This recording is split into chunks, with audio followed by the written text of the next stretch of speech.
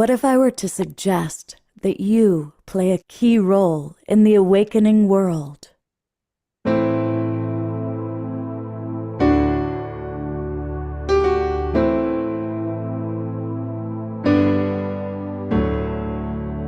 that you are watching this because you have heard the call.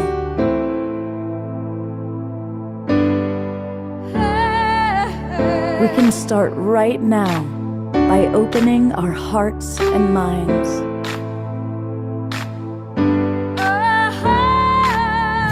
Welcome to the awakening world.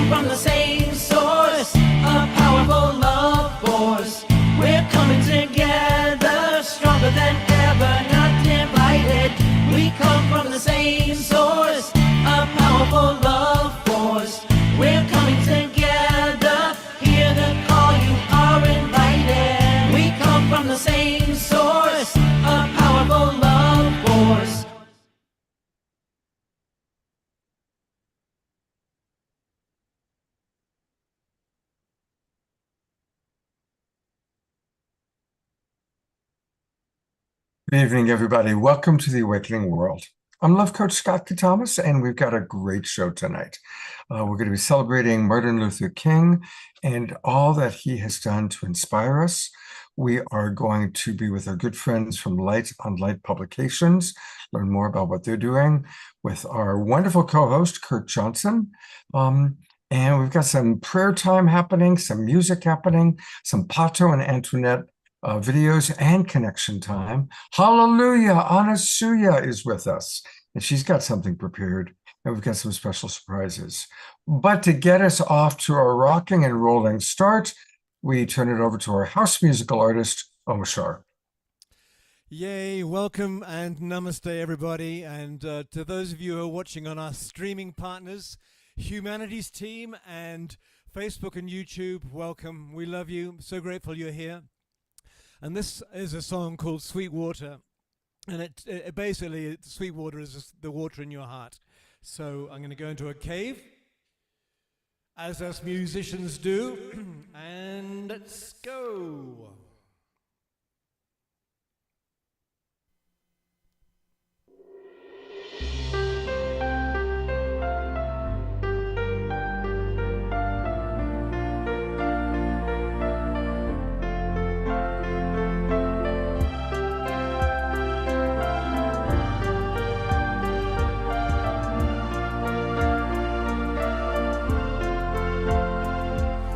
Flowers grow, dripping with dew, and rivers flow in sapphire blue. I suddenly know what a fool God I knew. I'm a tear that's lost fear of the ocean. And when autumn sun kisses my cheek, whilst cool winds come from mountains peak, with poems on my tongue but no wish to speak. I'm a tear that's lost fear of the ocean. I'm a tear that's lost fear of the ocean. Sweet water, when I give you my heart, I already start to feel better. Sweet water, won't you send me your love forever and ever and ever, forever and ever and ever. Whoa. When tender hands trace memories where powdered sands meet temperate seas, I don't understand yet I love mysteries. I'm a tear that's lost fear of the ocean. And when evening stars shine all around, my grieving heart's no longer down. And things that were lost, that's where true hope's found. I'm a tear that's lost fear of the ocean. I'm a tear that's lost fear of the ocean. Sweet water, when I give you my heart, I already start to feel better. Sweet water, won't you send me your love forever and ever and ever?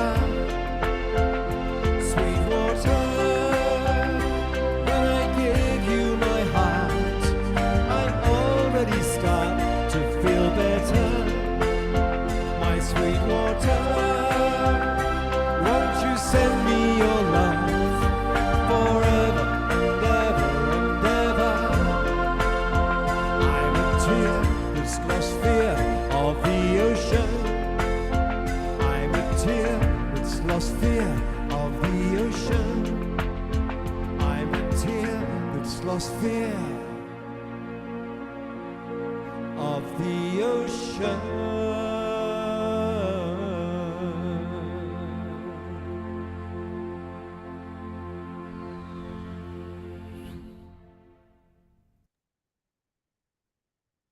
Let's go to gallery view and let's all send some wonderful love, tears of love. To all these tears that have lost their fear of living. Absolutely, absolutely. But we are all drops in this ocean of love, also known as the Global Peace Tribe. And Rumi says we're not only a drop in the ocean, we are the ocean in a drop. Oh, you're right. That's a good one. Say it again. We're not just the drop in the ocean, we are the ocean in the drop. We're actually the ocean within ourselves. Thank you. Yeah. Thank you for that wonderful reminder. And our beloved Omashar will be back many times tonight. And we look forward to that.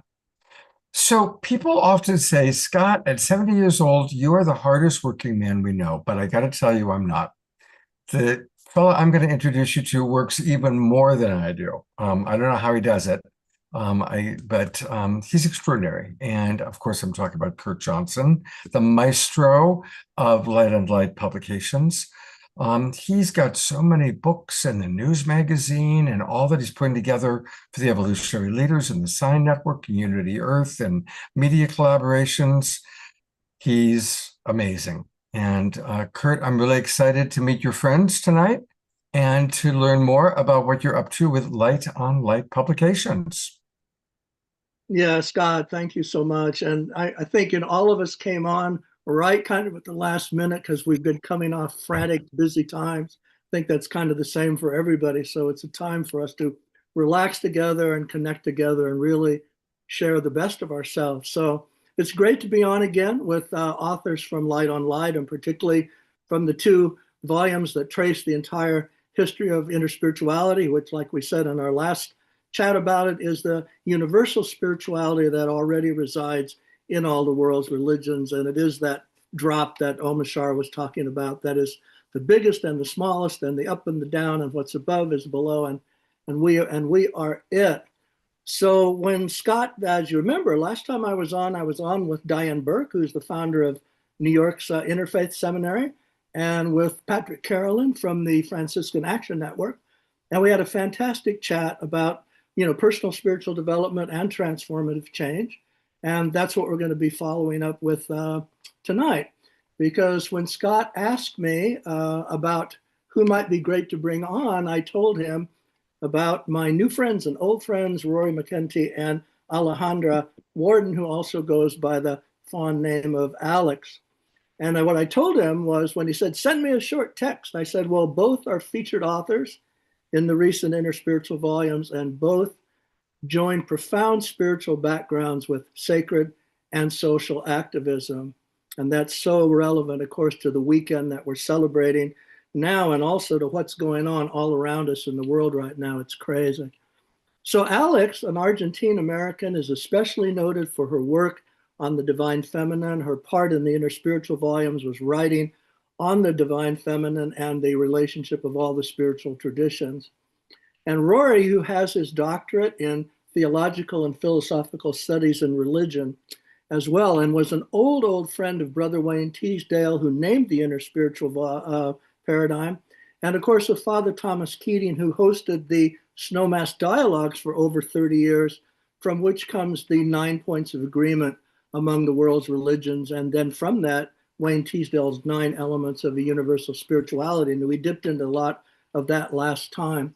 And I told Scott that both Alex and Rory are noted authors and trend leaders in what is happening today, both with spirituality and with multicultural transformative change, which is still relevant then to what we're celebrating this weekend. So if everybody can bear with me just for another minute, I want to give you some more quick specifics about each of Alejandra and Rory. So Rory has his doctorate, as I said. He also has an MA in mathematics from Southern Cal, and that might ring a bell in your football world.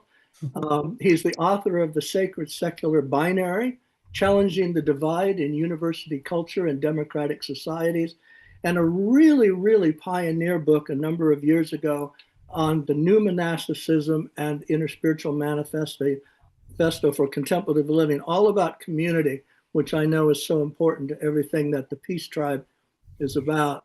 And Rory has taught philosophy, math, world religions, mathematics, both at the college level and at the secondary level. And he was also a vice principal in secondary education. And he's the director and founder of the Charis Foundation for New Monasticism and Inner Spirituality, which really took over the Snowmass Dialogues when Father Keating transitioned. So there's so much to share from the rich past of Charis and everything that Charis is doing now. So Alejandra is a contemplative educator, spiritual teacher, and author dedicated to cultivating a deep consciousness of oneness and the relationship, particularly to the divine feminine. I know, Anasuya, you're going to just vibe with that all over the place.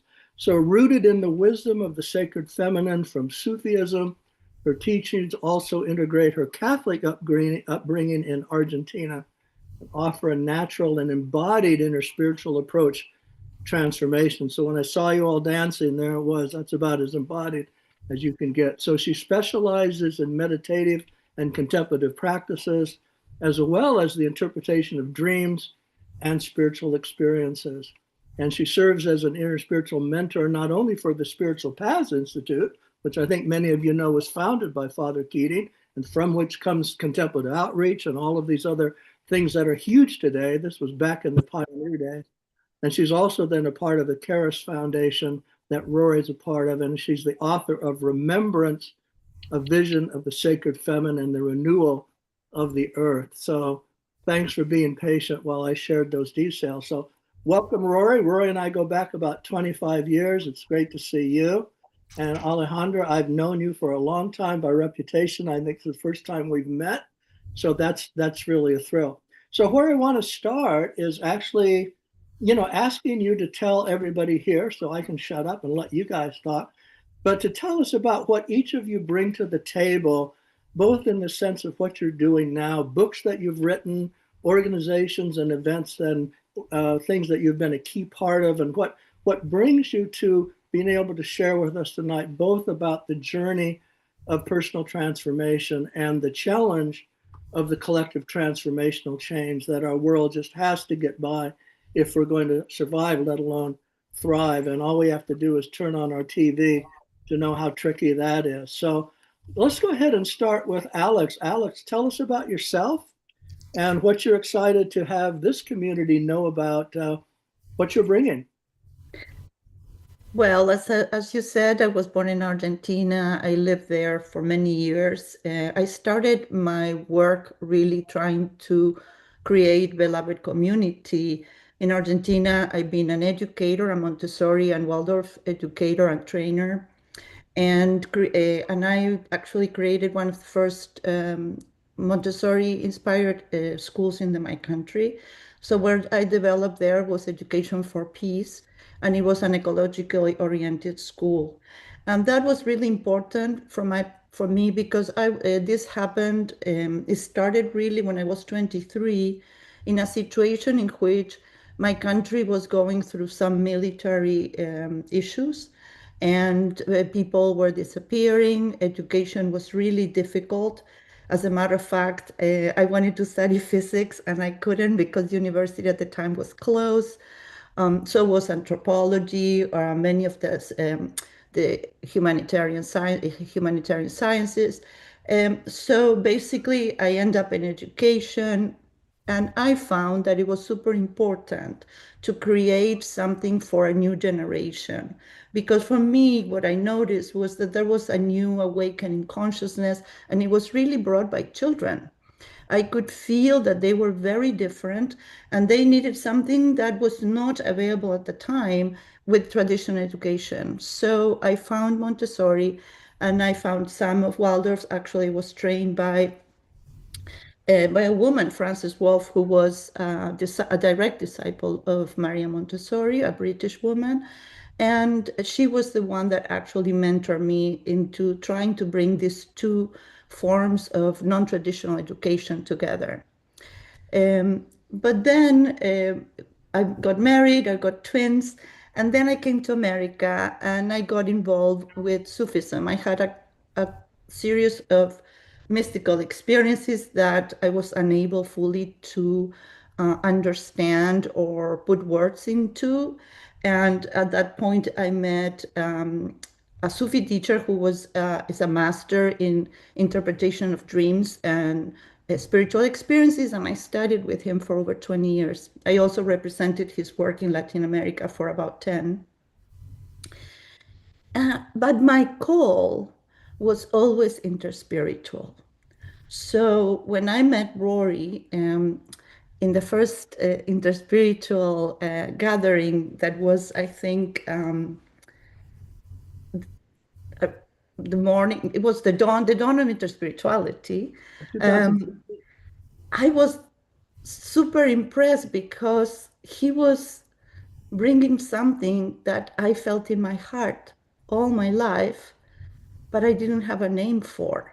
So after that, really started my journey, not with Rory himself in the beginning, but starting to study more the work of Father Thomas Keating, of Wayne Tisdale, and I found basically slowly a new home. And then when Rory invited me to work, and his also intent, he's going to talk about it more, but he's also his intent to build beloved community in a way that people truly understand what it actually means to work together in terms of function, not of roles, and in terms of coming together as a community that is based on respect and understanding and sharing values. Um, it's actually food for my soul in a certain way. That's how I feel my work today.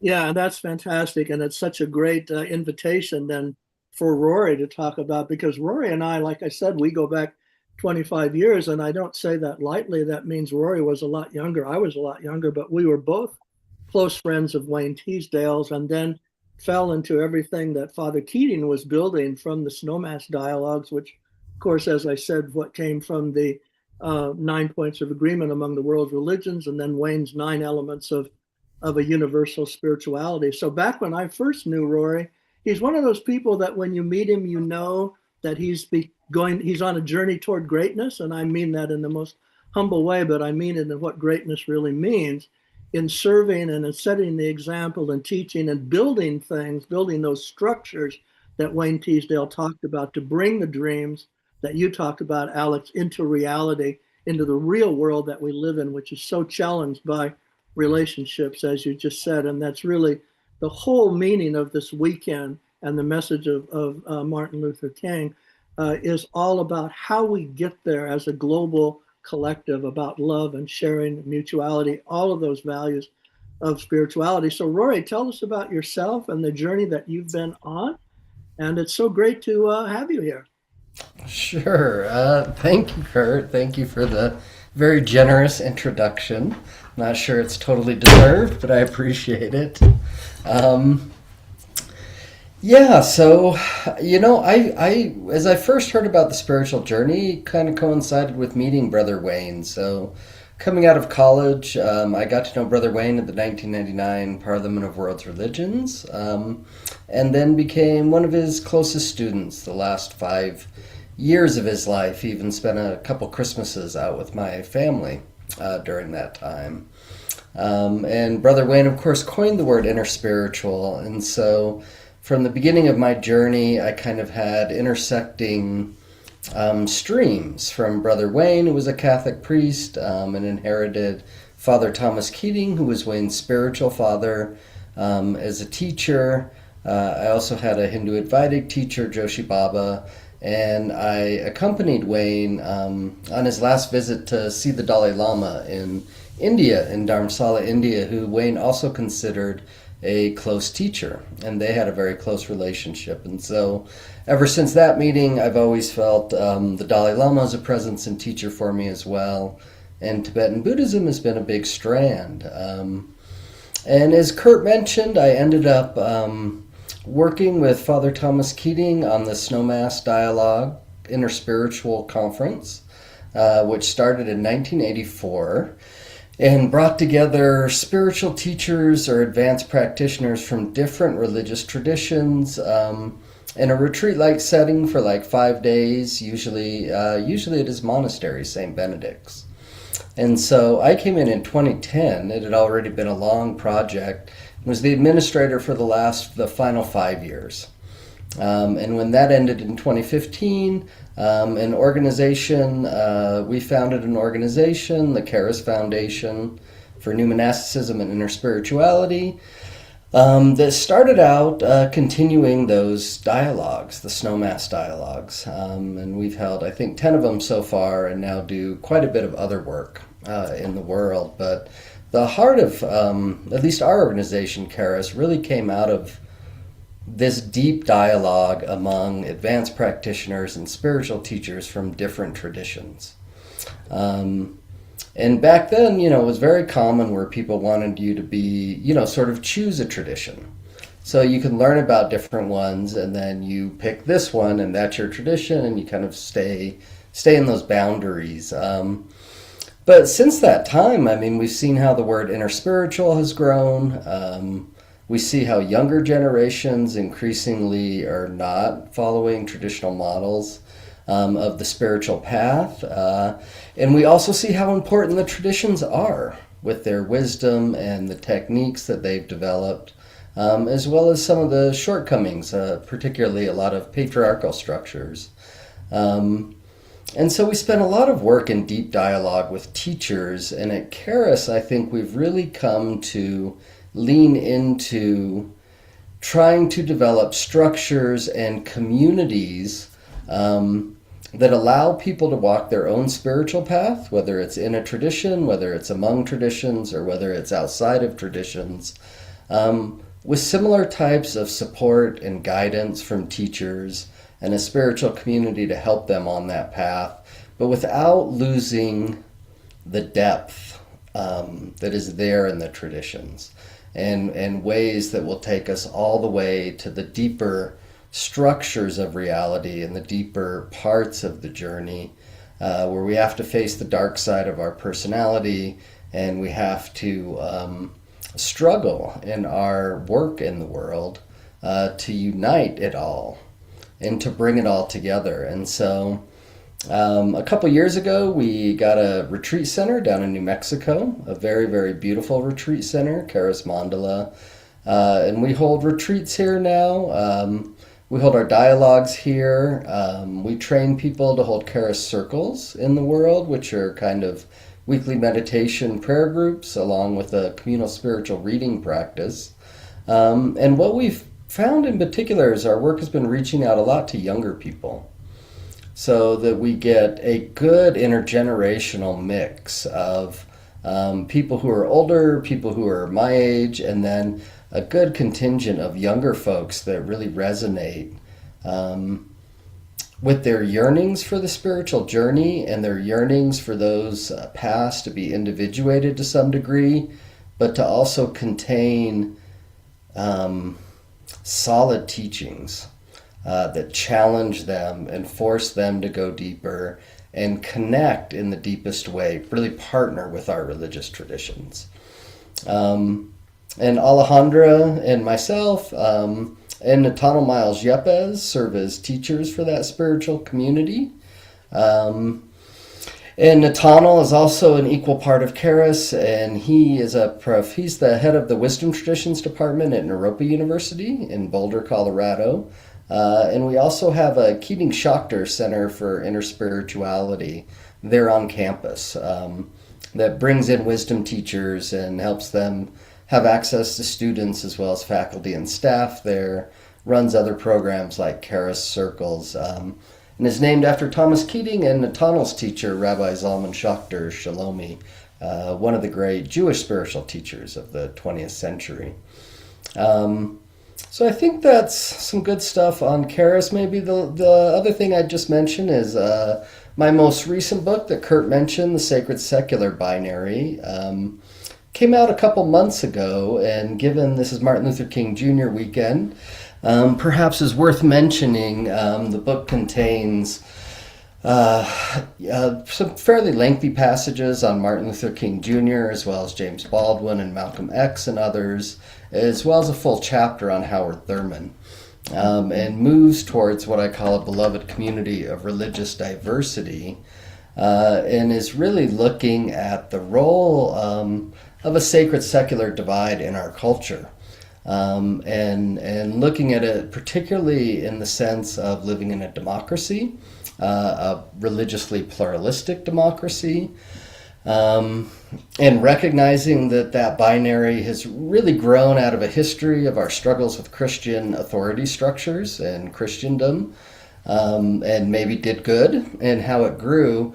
But if we look at where we are today, in a very multicultural, multi-ethnic, multiracial, and very religiously pluralistic culture, where a lot of people's spirituality and religion doesn't even look like traditional structures necessarily, what kind of binary makes sense today? Where is this sacred secular divide, especially in university culture? And so I really challenge the way it's been used, and looking a lot, even from a democratic and a decolonial angle, and a lot through the voices and lenses of Black Americans, as well as Gloria Anzaldúa. What does it mean to move forward to create a truly multiracial democracy? One that only exists in our hearts and our imaginations in many ways. And how can this be born without some sense of the sacred, at least for most people in our country? And so what would this mean in our educational systems and our political structures, and the way we engage as civic beings and as part of a community that's not always of our choosing? We don't get to choose the people we live together with in this country, but that doesn't mean we can't love them. And we have to learn to get together with them, whether we agree or not. And so I think these are some of the deep messages that grow out of some of the great democratic saints who were also contemplative sages.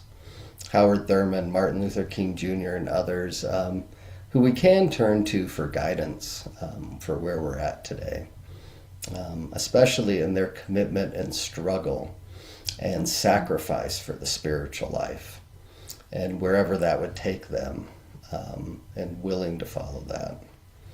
So that's probably enough for me, and I can turn it back to you, Kurt, and see where we want to go from here. Right, that's really great. And just as a heads up to Omashar, in about 10 minutes, when we're 40 past the hour, I'm going to pass it back to you for a little interlude before Rory and Alex and I continue. But what's so amazing about where this conversation has gone is that a lot of you know I do so much work with Rion Eisler, who's 94 years old, and the author of The Chalice and the Blade. So this whole thing about the binary of domination versus partnership, and how we get from domination consciousness and domination culture, which now in politics and economics and everything is ruled by that. It was stark in the Martin Luther King days with the hoses and the dogs and just crazy. And it's almost equally crazy today how we get to that love-based culture that you're talking about is this transition from domination to partnership. So I wanted to go to Alex and say, Alex, this amazing work that you've done with the divine feminine. The feminine voice is the welcoming voice, it's the embracing voice, it's the yes as opposed to the separation voice. And so tell us more about what that brings to not only our lives individually and our personal lives, but where the world has to go in this transformative change in that sense of the welcoming and the embracing. So tell us about that. Thank you, Kurt. Yes, I think that the feminine at this point in both men, women, is not just for women. It's an important voice of love, communion, and togetherness because the feminine understands naturally what is unity, what things are related, how things come together. And it's a force, really, the feminine, in the sense of creation. When we look at creation, everything is integrated, everything is interconnected. It's our part of the sense of separation that does not allow us to see that. And I think that that is one of the main shifts in consciousness that are happening right now, in which people are starting to understand the communion, the sense of togetherness, the sense of interrelatedness that actually is happening. But at the same time, what Rory said, for example, about we need a certain spiritual retraining in a certain way, because this knowing of oneness is what the old sages always knew.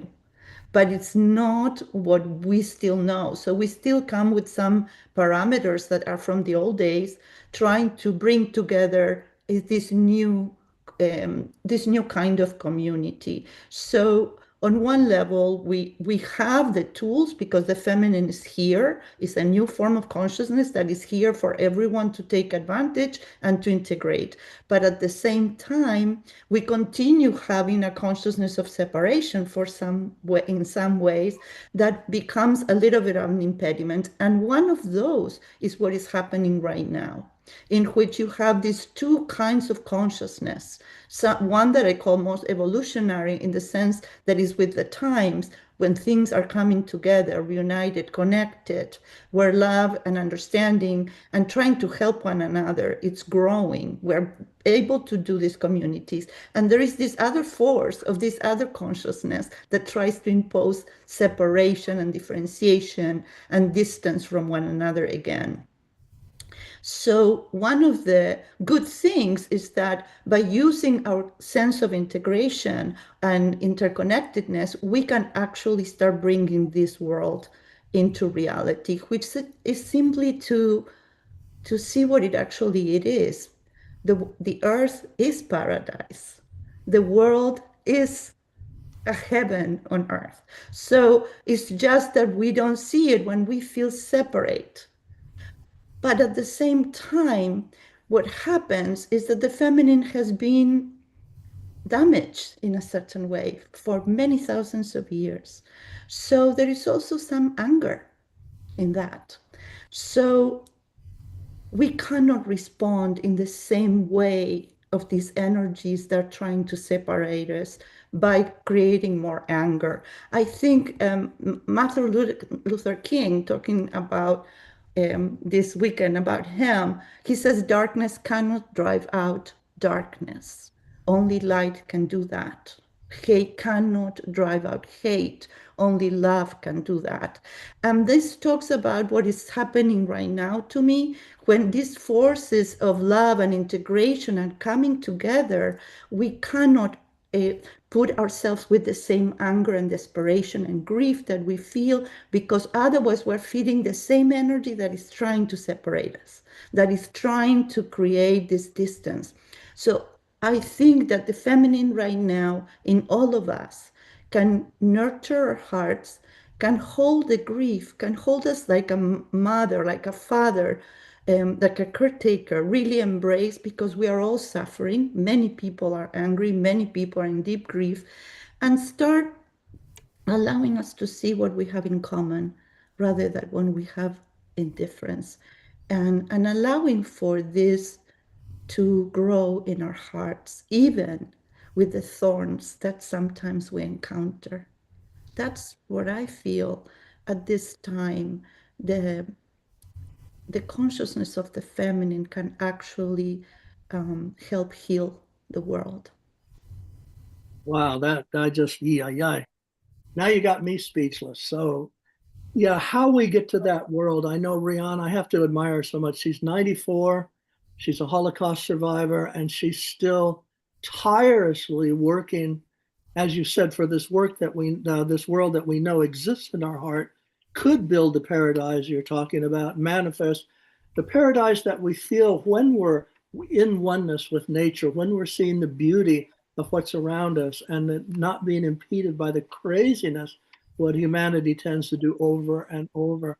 So what I'm going to do now actually is I'm going to send it back to Omashar just to give us a short interlude, because when we come back, I'm going to go back to Rory and Alex and close out this first hour by talking more about the future and taking the visions that both of them have brought to us from the work that they do and we all do, and project that into that prophetic voice that Wayne Teasdale talked about that could bring about that world. So Scott, if you want to say a few things before we tap it back to Yeah, Omar? I just want to make sure that everybody knows what we're talking about here, and knows about Light on Light. I put it in the chat box, but this is the amazing organization that Kurt shepherds, and you can find it at lightonlight.us, or I like to think of it as lightonlight.us. And right down below, here are the two books that we've been referencing a few weeks ago and again tonight. Interspirituality, Volume 1, The Heritage, Volume 2, The Future. You can get it here, or you can also get it on Amazon. If you are Amazon buyers, just go to Amazon, put in Interspirituality, and it pops right up. Here's the first book, The Heritage. I've got both of these books. In fact, I'll pull them out and show them to you with pride. I really encourage everybody to get these books. They are extraordinary anthologies with some of the most inspirational authors of our time. And you've done an amazing job of putting this together. And that's why we're dedicating two shows to this incredible work. And with that, now I will happily turn it over to my co-pilot, a good friend, Mr. Omashar. Absolutely. Omashar, over to you.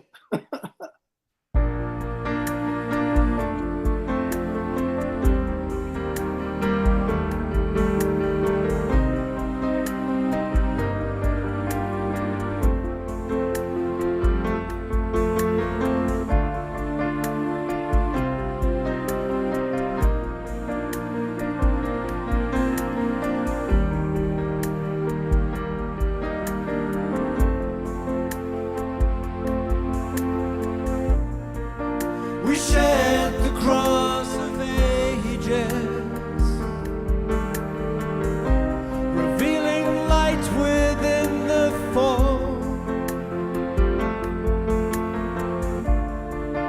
We share the joy in living, as finally we know the thought about a future. This moment is all we have to know. We walk the path together, and hand in hand we grow. As we walk on earth, we're building an eternity. Now all can see the way back home again, bridging heaven and earth.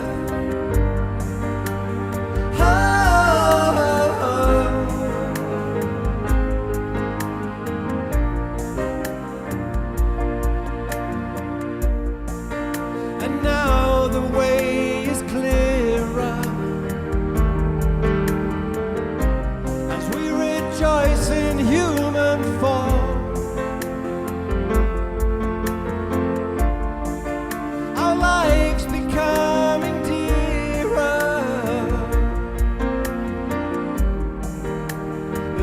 truth in everyone. Our love is like a river to which the world can come to drink.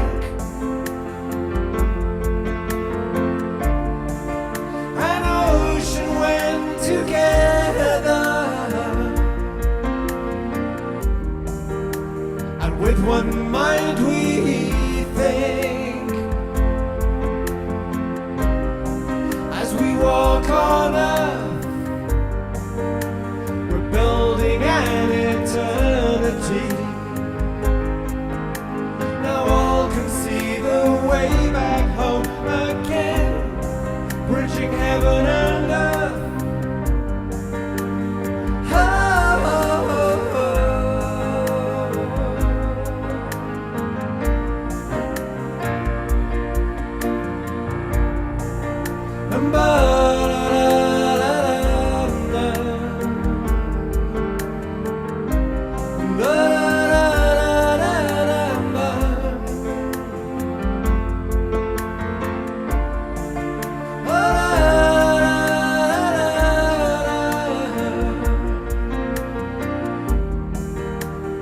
Hand in hand we grow,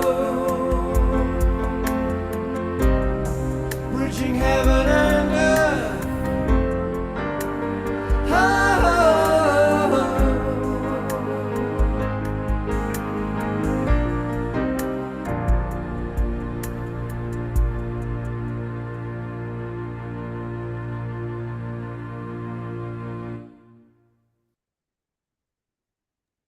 Let's send our love and our appreciation. And Iota writes, I'm going to read some comments from the chat box. Iota writes, our love is like a river from which the world has come to drink. Such powerful, poignant lyrics is what Iota is sharing.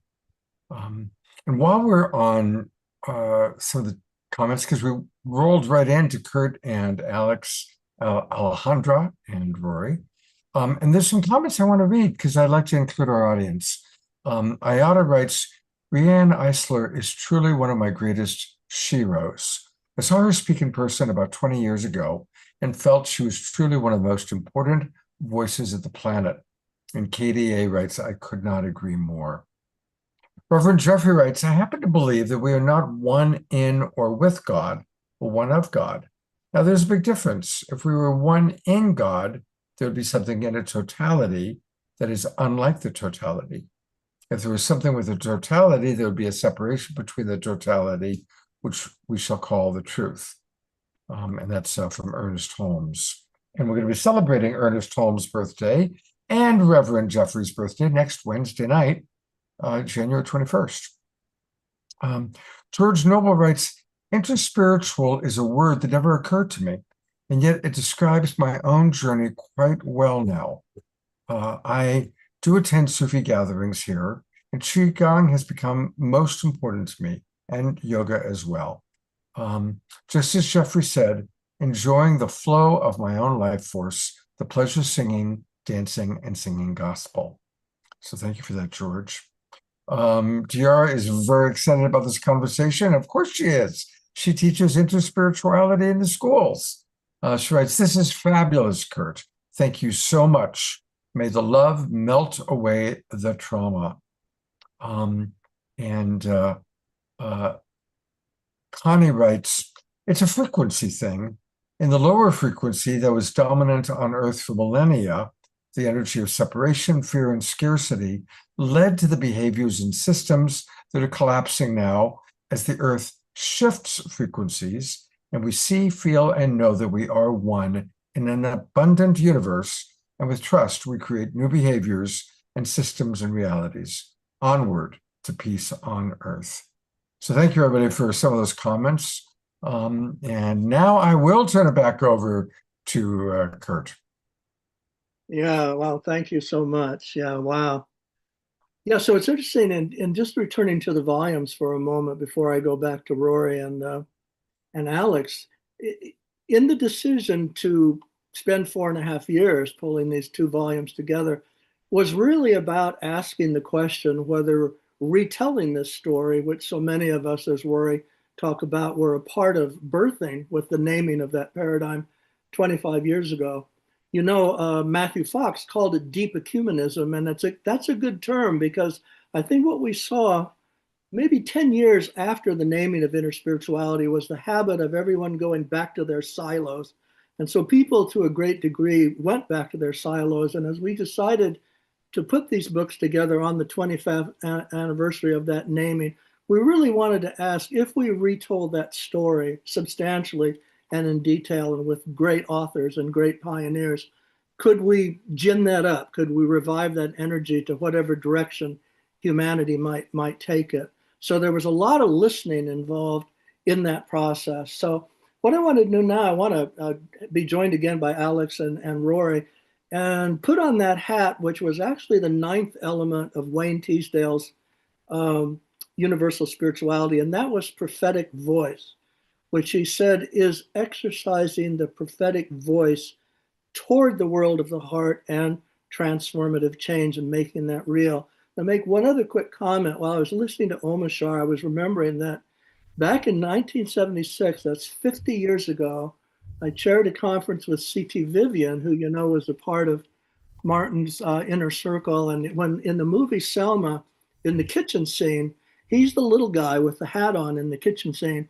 And the thing they used to say about CT was he was always the person that the police hit first, because he was very small and they knew that they could dominate him. So he was always the one that was getting slugged first. But what that reminded me of is that's 50 years ago that we did that conference at Fordham University Lincoln Center on the relationship of churches and social activism. So this has been a long haul, and it's going to continue to be a long haul. So Alex and Rory, tell us each, start with Rory, when you think of prophetic voice and how to project and reach that world we're talking about, what do you want to share with everyone who's here? Well, I mean, what comes up for me first is, for it to be a prophetic voice, it has to first be prophetic, which means it has to come from a very deep place inside. And from a side that is not just seeing right and wrong. There are things that have to be resisted, things that have to be named. But I think the power of the prophetic voice and the power of social change is that it stems from a deeper place within us, a place where we really are connected to each other. And does not wash over the indignities and the difficulties and sometimes the horror of what we do as a human race. But if we act in a way that is not connected to that deep source, we diminish the humanity of those we may be standing against.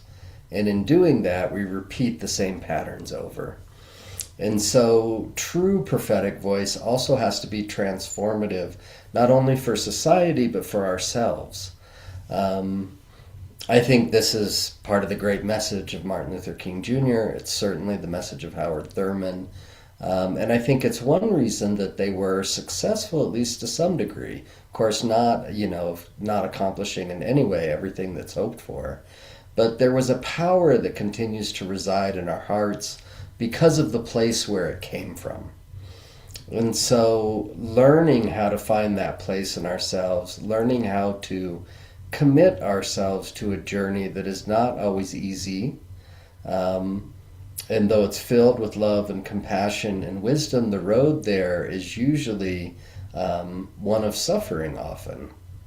And that we're able to embrace that suffering in our life, that we're able to use it for good, that we're able to really work hard on not being overcome by negative emotions, by depression, by anger at what we see in the world, and instead use that as grist for the mill.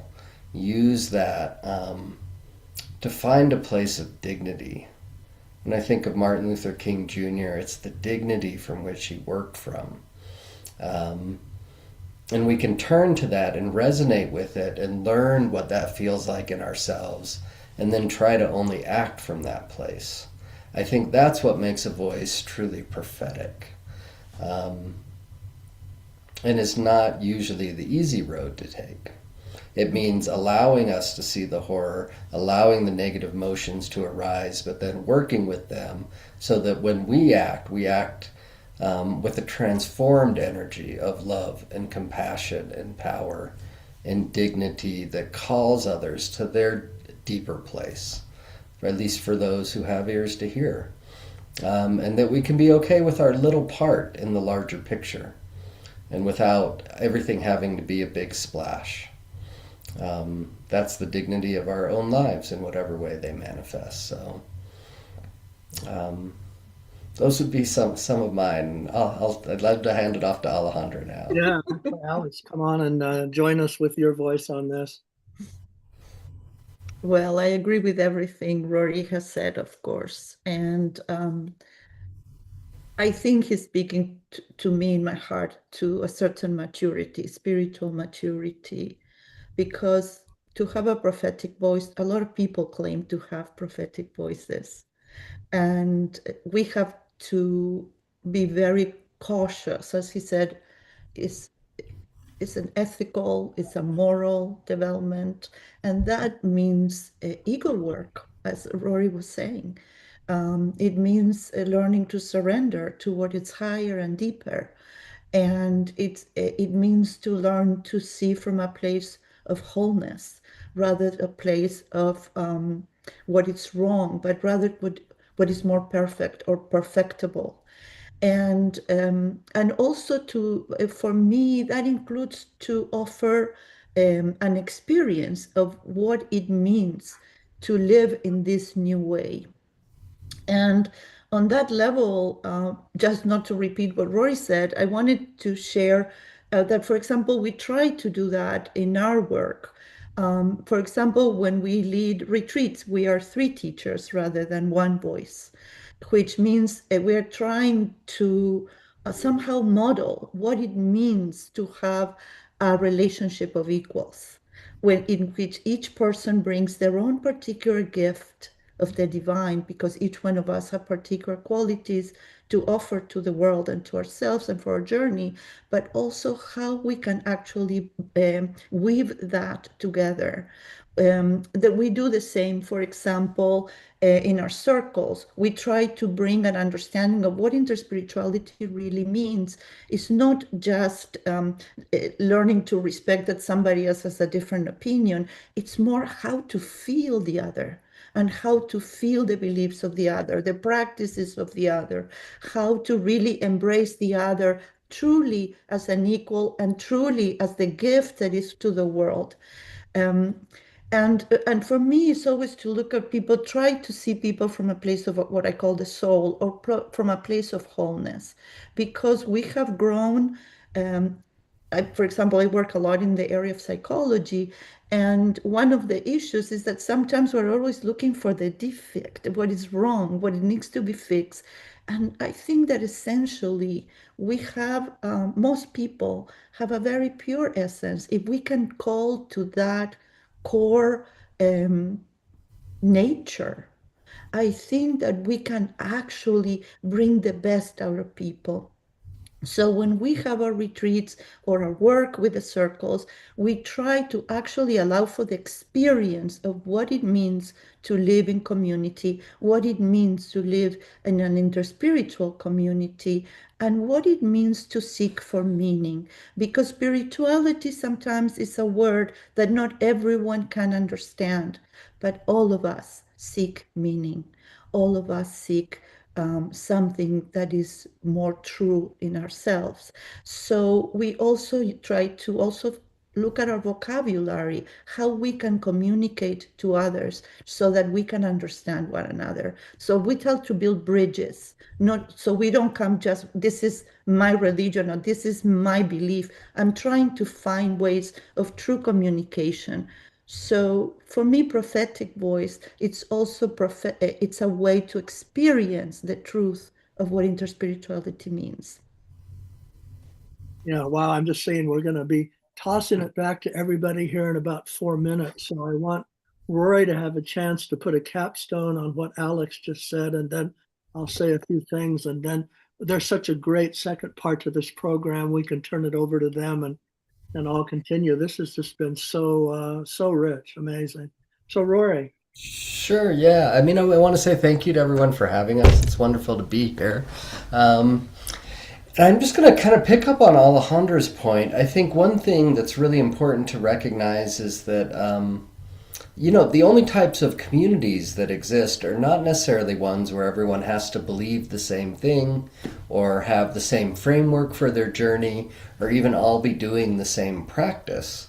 I think in the past we've often thought of it that way, but one of the hopes of the inner spiritual is that we really do begin to manifest a kind of unity in our diversity, a diversity that can really support each other, knowing that we have unique ways of approaching the world, unique experiences in our life, but we can form community and we can form places of support for these types of communities. And it's so necessary. I'm thinking, Kurt, you'll recognize this. You spent time there, but last Sunday I was at St. Benedict's, our old stomping grounds, except this time it was for the final mass that they will ever have there, because this is Father Thomas Keating's monastery in Snowmass, Colorado, a powerful sacred land where a number of advanced people quite advanced in the spiritual life spent their lives and times praying and pouring energy into. Kurt and I were there together numerous times. And it sold because there's no more monks. It's left with 3 or 4 older monks, and they had to close it down, and it was bought by a billionaire, the CEO of Palantir Corporation, whose organization is currently finding immigrants for ICE through data analysis, and helping out Mossad in Israel.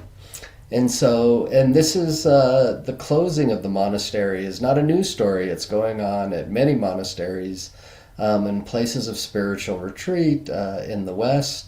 And you can also see hints of it beginning in the East. And so I think there's a recognition that these places serve as like lungs for the human family, right? Or kidneys, really.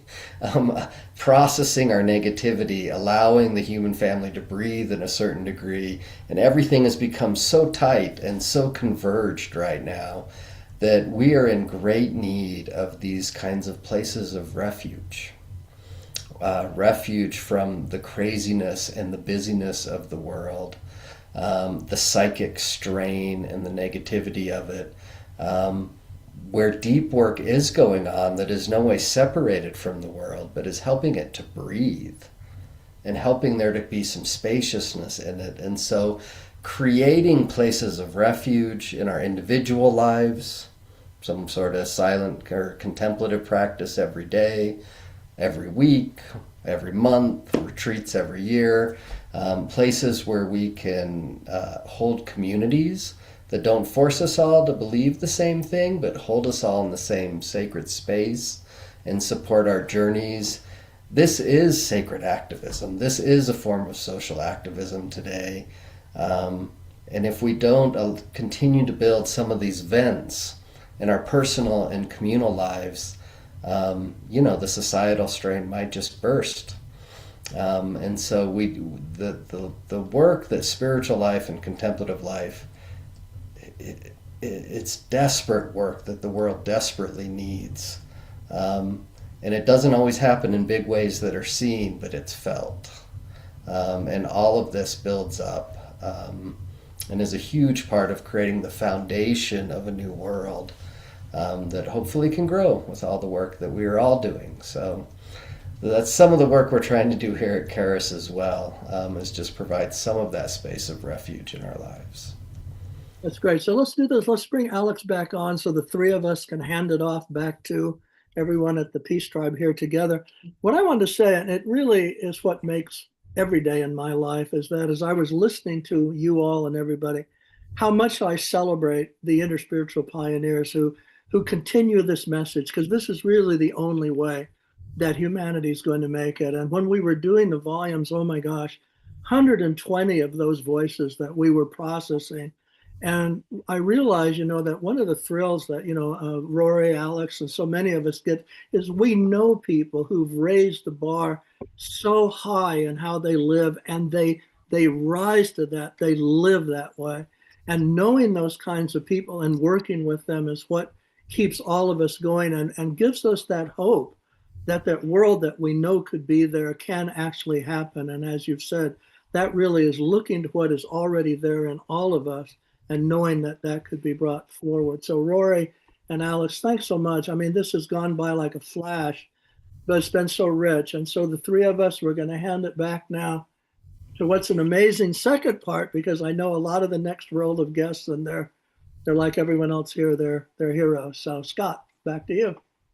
Well, thank you very much for the wonderful work that you're doing.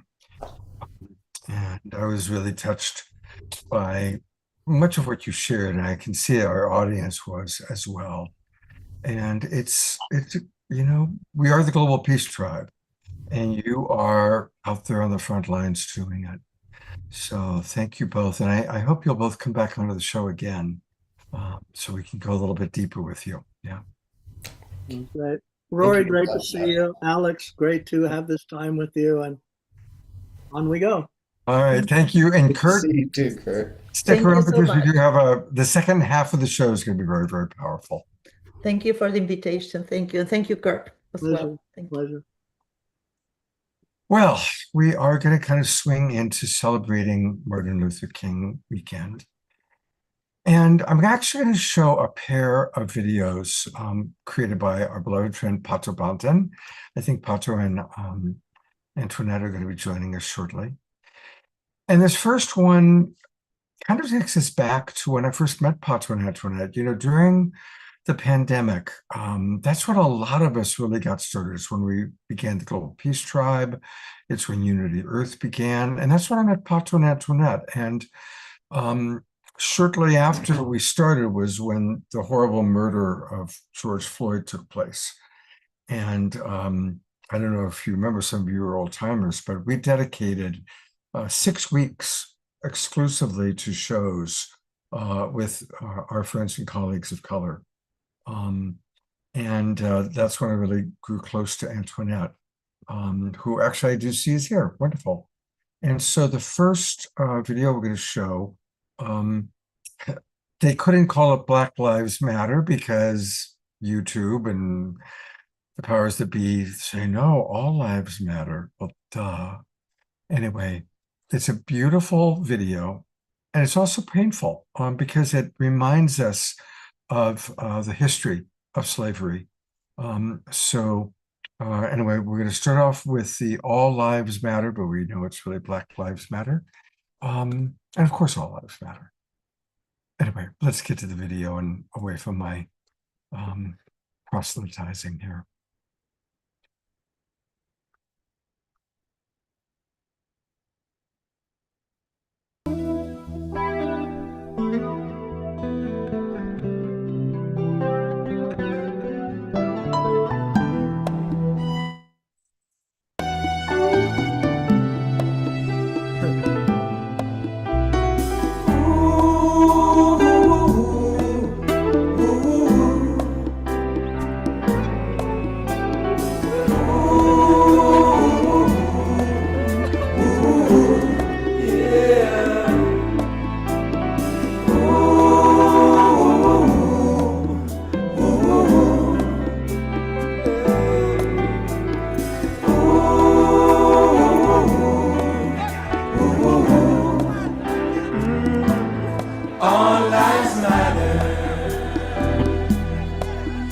Have you seen what my people are going through? All lives matter. From slavery to right now, this ain't nothing new. All lives matter. You see, black people face the worst persecution, and you know it's true. All lives matter. But remember that black lives matter too.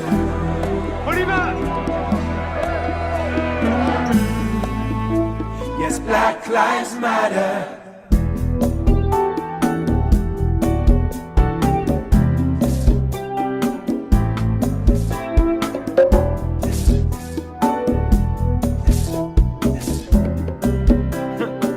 Some say they don't see color. Well, they must be colorblind. I see real prejudice all the time. See hate in the eyes of a racist mind, and suffer injustice with a plastic smile. See yellow tapes and signs saying don't cross the line. Another brother just died without a proven crime. Oh Jah, this world can be so unkind, and life can be bitter like a glass of lime. So many conversations are a waste of time, like throwing your pearls before a bunch of swine.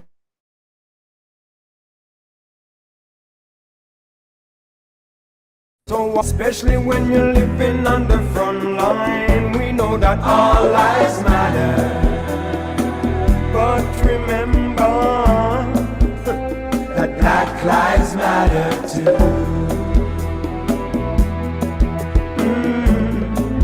So you wanna make America great again? Please tell me when. With your long history of genocide, a trail of blood that you just can't hide. The murder and rape of all native tribes. So many years of slavery, a wicked crime. Oh Jah, it still blows my conscious mind. Slavery, sharecropping, and then Jim Crow. You always tear us down every time we try to grow. Yes, Martin Luther paid the greatest price for peacefully fighting for our civil rights. Now how many more must we sacrifice? Emmett Till, Timmy Rice, Eric Garner cried, I can't breathe. 11 times, 76 bullets took Jamarion's life. Nearly 9 minutes on the neck of George Floyd. Lord, I can still hear my brother's cries. We know that all lives matter. But remember that Black Lives Matter too.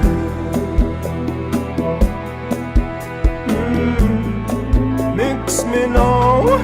We got racist police not afraid to show it, and prejudice people who don't even know it. Every time we tell them that Black Lives Matter, you should see the temperature getting hotter. Then here they come with a bag of chitter chatter, telling us again that all lives matter. But when you check out the national data, it's mostly black people getting better, killed or in jail for the simplest of matter. Fatherless families shattered and scattered. They make the most nice when Kaepernick takes honey, but not a song when we die innocently. They call this the home of the brave, land of the free. 50 years before the end of slavery, but the whole world sees the brutality. The Confederate flags and hypocrisy. Never too late if we truly believe what we can see. We will achieve together as a family. We know that all lives matter. But remember that Black Lives Matter too.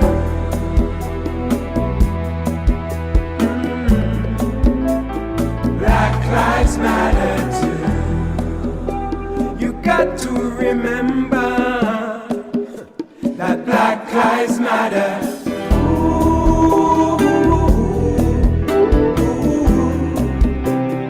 Black Lives Matter too.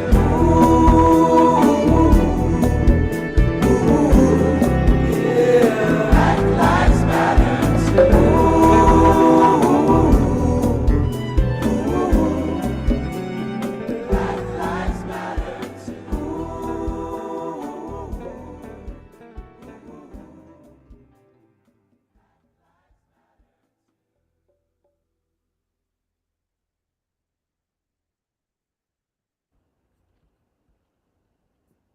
All right.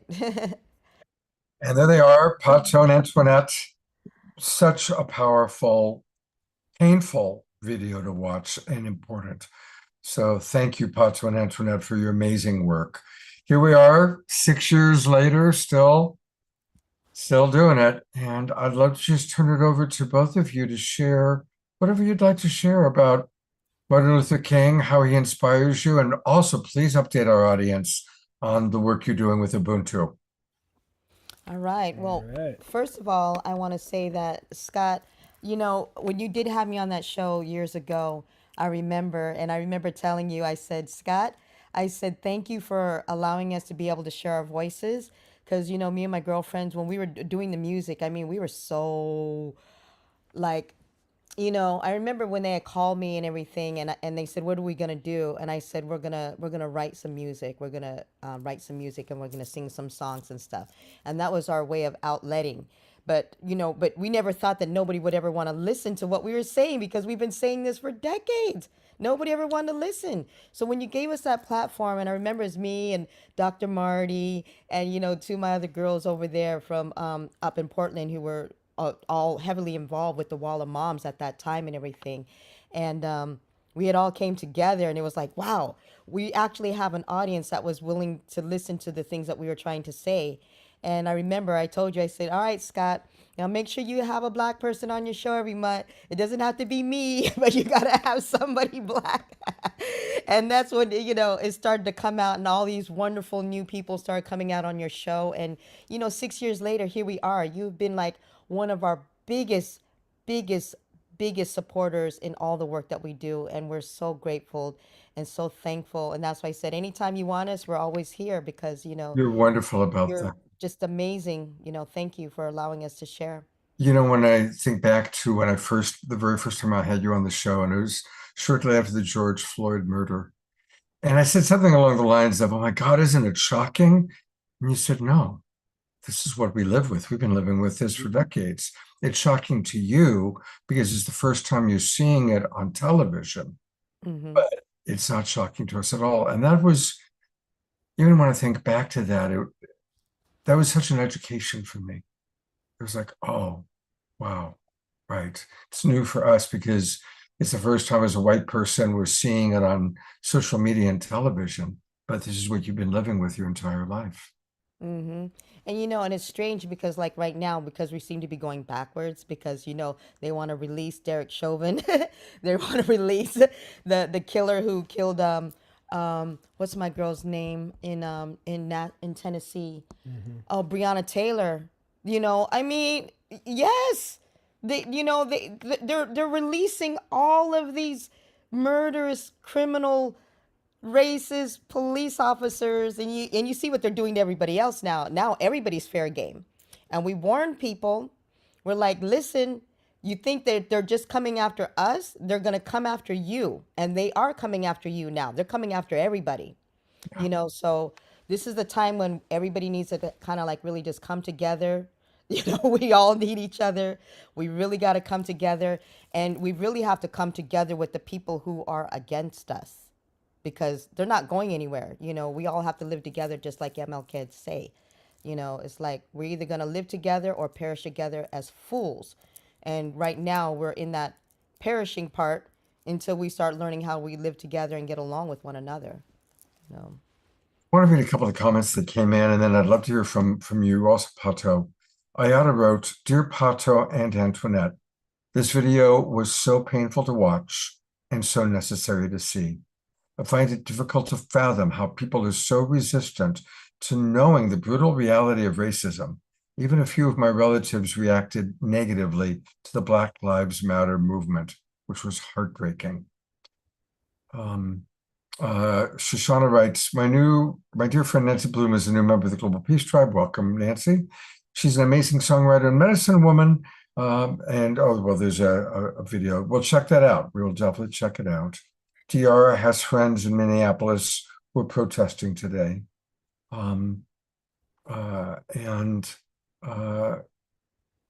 Here's one. Carol Craig, I recently watched 12 Years a Slave and cried all the way through it.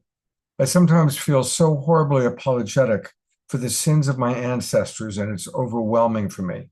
As a white person who married a Black immigrant, this has haunted me deeply. Thank you, Carol. We love Carol and her beloved. And you know, Carol, she of course goes back, you know, lived in Africa, and you've conversed with her frequently. Yes. Um, so, Pato, what would you like to share tonight?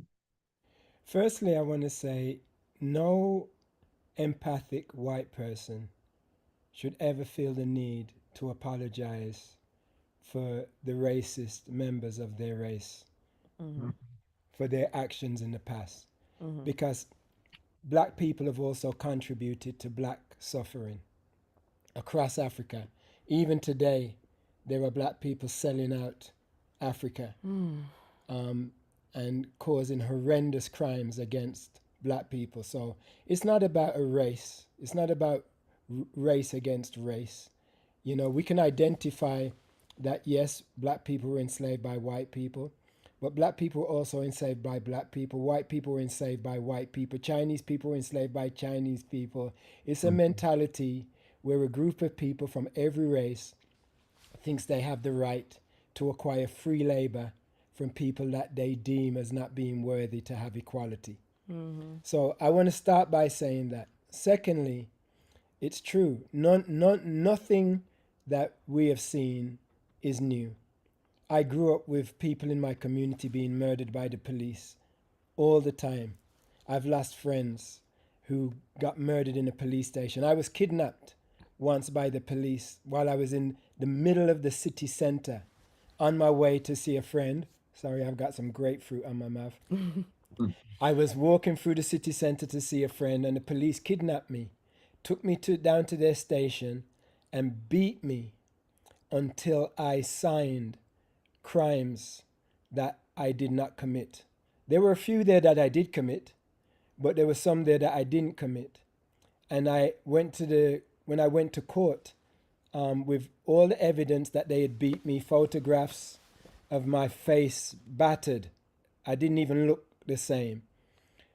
It took the jury less than an hour to find me guilty of every crime, even though they knew that I'd been forced to sign these documents. So, you know, I've experienced it personally, but I'm not bitter, you know, and this video wasn't about being bitter. It was about just presenting the history, presenting the current times that we're living in, and just to let people know that we can change it. And Martin Luther King is so relevant today because he had a dream of the future. He set a standard for us that we have not attained yet. It's a dream, but it's more than a dream. It is a spiritual reality and a destiny for humanity. That is our goal. As humanity, God has set a goal for us. And it's a goal that cannot be achieved by one race. It has to be achieved by all spiritual people that come together and tip the scales from this mentality of materialism and tilt the scale towards spirituality. And as Martin Luther King says, what we need to build is a beloved community. And that is attainable. It may not be in my lifetime, but as a farmer, I can plant some seeds today. And if everybody in our spiritual community, even if there's only 50 of us or 100 of us, you know, Jesus only had 12 disciples, well, 12 men and a lot of women that were not recognized. There was actually more women than men in the end of the day. But with those few that he had, the majority of the world now look up to Christ. You know, so with that being said, I know that if we all take this mentality of being seed planters of love, seed planters of peace, seed planters of truth, standing up when we see things that are wrong, seeing evil and calling it out instead of trying to put a damper or a blindfold over ourselves when we see injustice. Let's call it out. And when we see truth and what's right, let's also call that out. But I believe in all of you. I know most of you here, and I've seen a lot of the good works that a lot of you do. And And I am encouraged that there is more good going on in this world than what they show us in the media. So let's continue, even if it's without getting recognized, let's continue to plant our seeds, and I know that with the will of God, all of those seeds will come to fruition. And that's my story, and I'm sticking to it.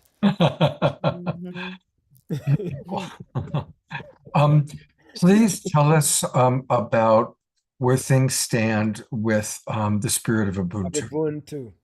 All right. Well, I'm going to start and let Antoinette finish because she is so dynamic. I'm just struggling to keep up with her.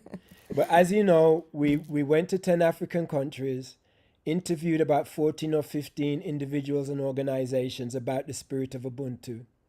We released it in January of last year. We went to, how many countries was it, Antoinette? 10. No, to show the Oh, movie. 21. We went to 21. That was last year. We counted 21 countries to promote the movie. It was well received around the world. The movie has to date received 28 awards from film festivals internationally. So now I am also an award-winning film producer. We. And Antoinette got Best Movie Score Award for her music throughout the documentary, which she recorded in 432 hertz. 432 hertz. And since we've released the documentary, we went back to the 10 African countries to show it. But since we've released it, we have started, with the help of God Jameson at Compassionate Las Vegas, we have currently built 3 schools. We're building a cultural center right now in Uganda. It's actually 4 schools. 4 schools. 4 schools in Zimbabwe. And we are now building 8 homes for 8 homeless widows, and some other homes for individuals. Antoinette has established an organization called Ubuntu International. And we are about to launch on Monday. We will launch a new website called Uplifting Ubuntu Project, which has been co-founded by God Jameson, Antoinette Roots Data, and yours truly, Mr. PB. And we are actively working with communities primarily across Africa right now, but also other parts of the world. But I'll let Antoinette let you know what she's doing with Ubuntu International, which just blows my mind. Now, question before you start, Antoinette, because I was going to take people to your Spirit of Ubuntu website. Yes. Is that still the best one to take people to? Yes. Or you can take them to Uplifting Ubuntu Project. It's actually You're going to let them have a sneak peek, yeah, Pato? you guys can have the first sneak preview. All right, let me. Oh, wow. Okay, well, put that Nobody else has seen it yet. All right. Right, put that in the chat box and I'll pull it up. And this is their other website. So I just want people to, know about it. Put it in the chat box. The Spirit of Ubuntu really is mostly focused on the documentary and the organizations involved in the documentary. And you can watch the documentary on that website, the Spirit of Ubuntu.us or Ubuntu.us. And I love that you've got all the little dots of people that are connected to you. And there we are up in the San Francisco Bay Area, your global subscribers. That's right. There we are. And also there's this one in Seattle. Yeah, it's a great, that website, the Spirit of Ubuntu.us is an amazing. And I love your earth here. I love playing with it. So I'm getting playing with the earth. And there's background music too. If you click on the music icon by the earth, there's a very special loop that is exclusive to the website. I did not even know that part. And where's that? Where's the link? Oh, here. If you look I put it in the chat. If you look over the map, okay, you should see a music icon or a button that says play music. You may have to make it full screen. Let's try that. Yeah. Oh yeah, that music button there in the Yeah. middle. Can you see it at the very top? Mm-hmm. There Oh, you go. There you go. there we go. I'm gonna have to make that button bigger. And with a red letter that says Yeah. Play. Play. yeah, definitely. Yeah. So, Fantastic. so the next website is Uplifting Ubuntu Project. I put it in the chat This already. is the first website I've ever personally created, with the help of Antoinette, of course. And We're gonna this take a look shows at what we are currently embarking on. There you go. Wow. It's amazing. If I know most of our, or many of our people have seen the documentary, but for those who haven't seen it yet, my favorite part is when you arrive and all those kids, hundreds of kids, are lined up and they're so excited. And oh my God, it brings tears to my eyes every time I see it. And this first photo reminds me of that. And how they share their fruit. Oh my God, the story of how they share the food as opposed to being competitive for the food was so beautiful. Amazing. 75 communities uplifted, 1,500 empowered women, 4,500 youth impacted. And these young people, imagine you're, a young person, 14, 15 years old in Africa, and you're making music with Pato and Antoinette. Can you imagine what a life-changing experience that is to be making music with these beautiful rock stars? It's so wonderful the work you're doing. So I encourage everyone to take a look at that site when they get a chance, upliftingubuntuproject.com. There's we've got 3 major hubs in Kenya. This woman here She's so amazing. is amazing. And then we've got Zimbabwe. That's the second hub. And then the third hub is Grace Villa Sanctuary for Girls in Uganda. And then the fourth hub now is Antoinette overseeing multiple projects that are doing smaller hubs. They're doing art, they're doing media, they're doing dance, they're doing women's empowerment across permaculture, women's empowerment across 5 countries. Yeah. There's a long list of things that's going on that we're engaged in right now. But our life right now, I wasn't expecting it, but our life is really rotates around the spirit of Ubuntu now. And when you see the website, you'll be able to understand what I'm saying. But there's a lot of dynamic stuff going on, and we're seeing a lot of young leaders emerge, and a lot of dynamic women are evolving as well, because in many parts of Africa, women are the underdogs. They're really treated like a lower class. And Antoinette is like this, militant female soldier on the front line telling all the women, this can't carry on.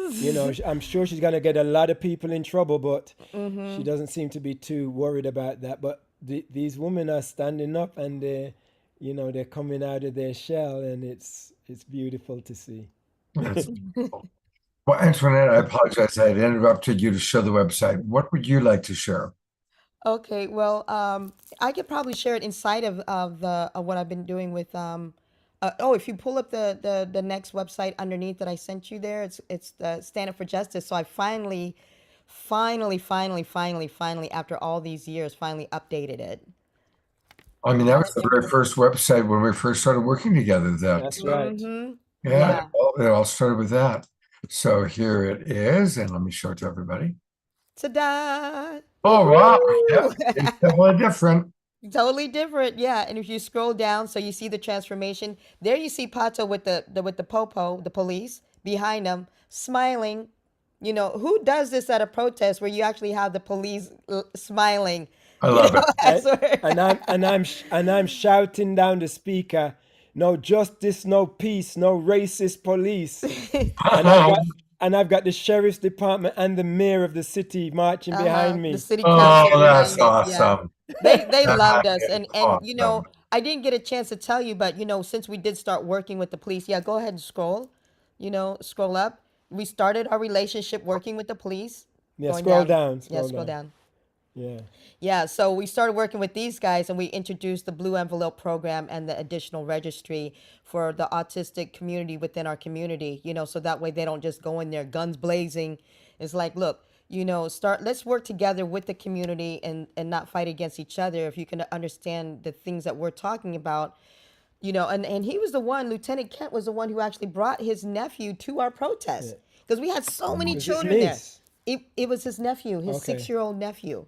Oh, Yeah. who was the girl? There was a girl that brought the nephew. His sister. Okay, it was his sister. That's right, Yeah, his sister. But this meeting here with Antoinette and the police, we did 2 marches, 2 demonstrations in our city. And after the first one we did, which we did not intend to lead, it was the leadership of that march was thrown into our hands 30 minutes before the march started. And we handled it peacefully. There was not even one incident. And then when the community planned the second march without our knowledge, the police told them to wait until they spoke to us.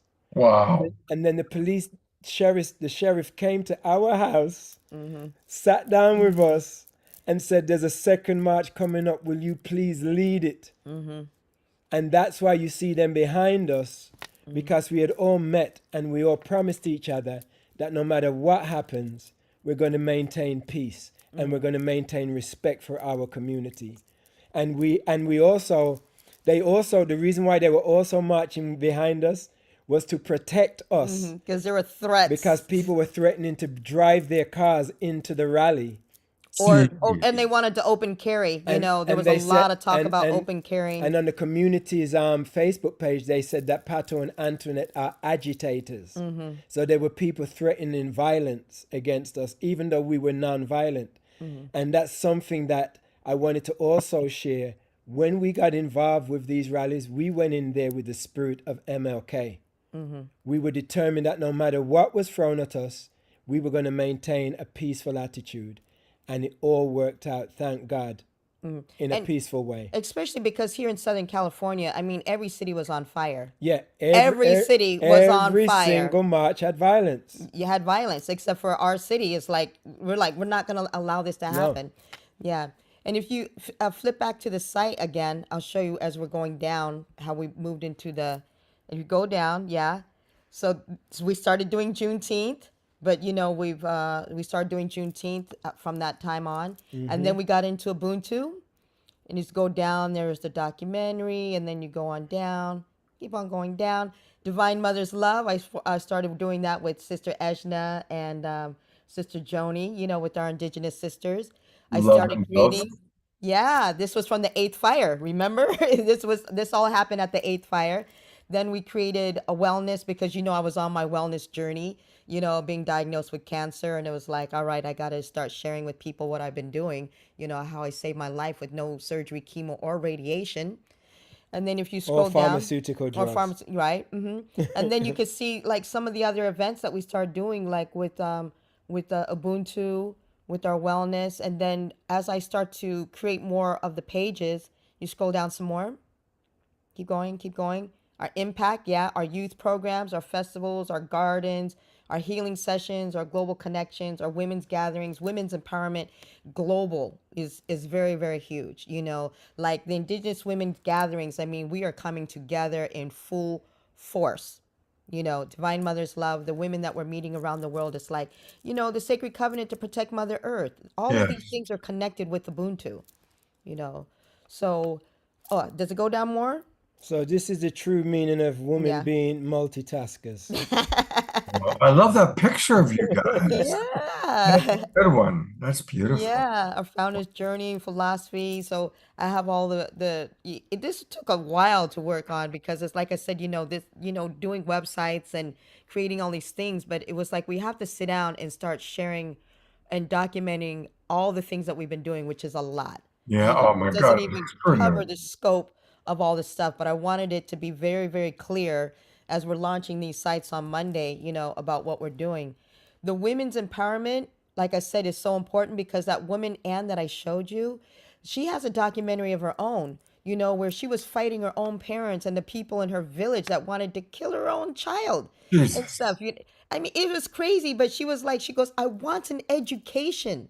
She wanted an education and she wanted to be able to educate and uplift and empower other women. And when I tell you these stories about where these guys are coming in, we're talking pastors, we're talking African leaders, we're talking males coming in to trying to take the things from the what the women have been building. When we got them the sisal machine, these guys came in and tried to take it. The women had to fight them. When the pastor tried to sit there and abuse and oppress these women, they had to fight them and take them out of there. Actually, the pastor was abusing them very well until you got involved. Well, You messed up his whole scheme. well, yeah, because see, these guys don't like this. You know what I'm saying? You know, they really don't like. And it was funny because remember with Carol, I was like, I said, Carol, I said, listen, you ladies need to be here because you know this is for you as well. And if you don't speak up and ask for the things that you need, then you're gonna get looked over. And these guys who are collecting money on the behalf of women all the time in Africa.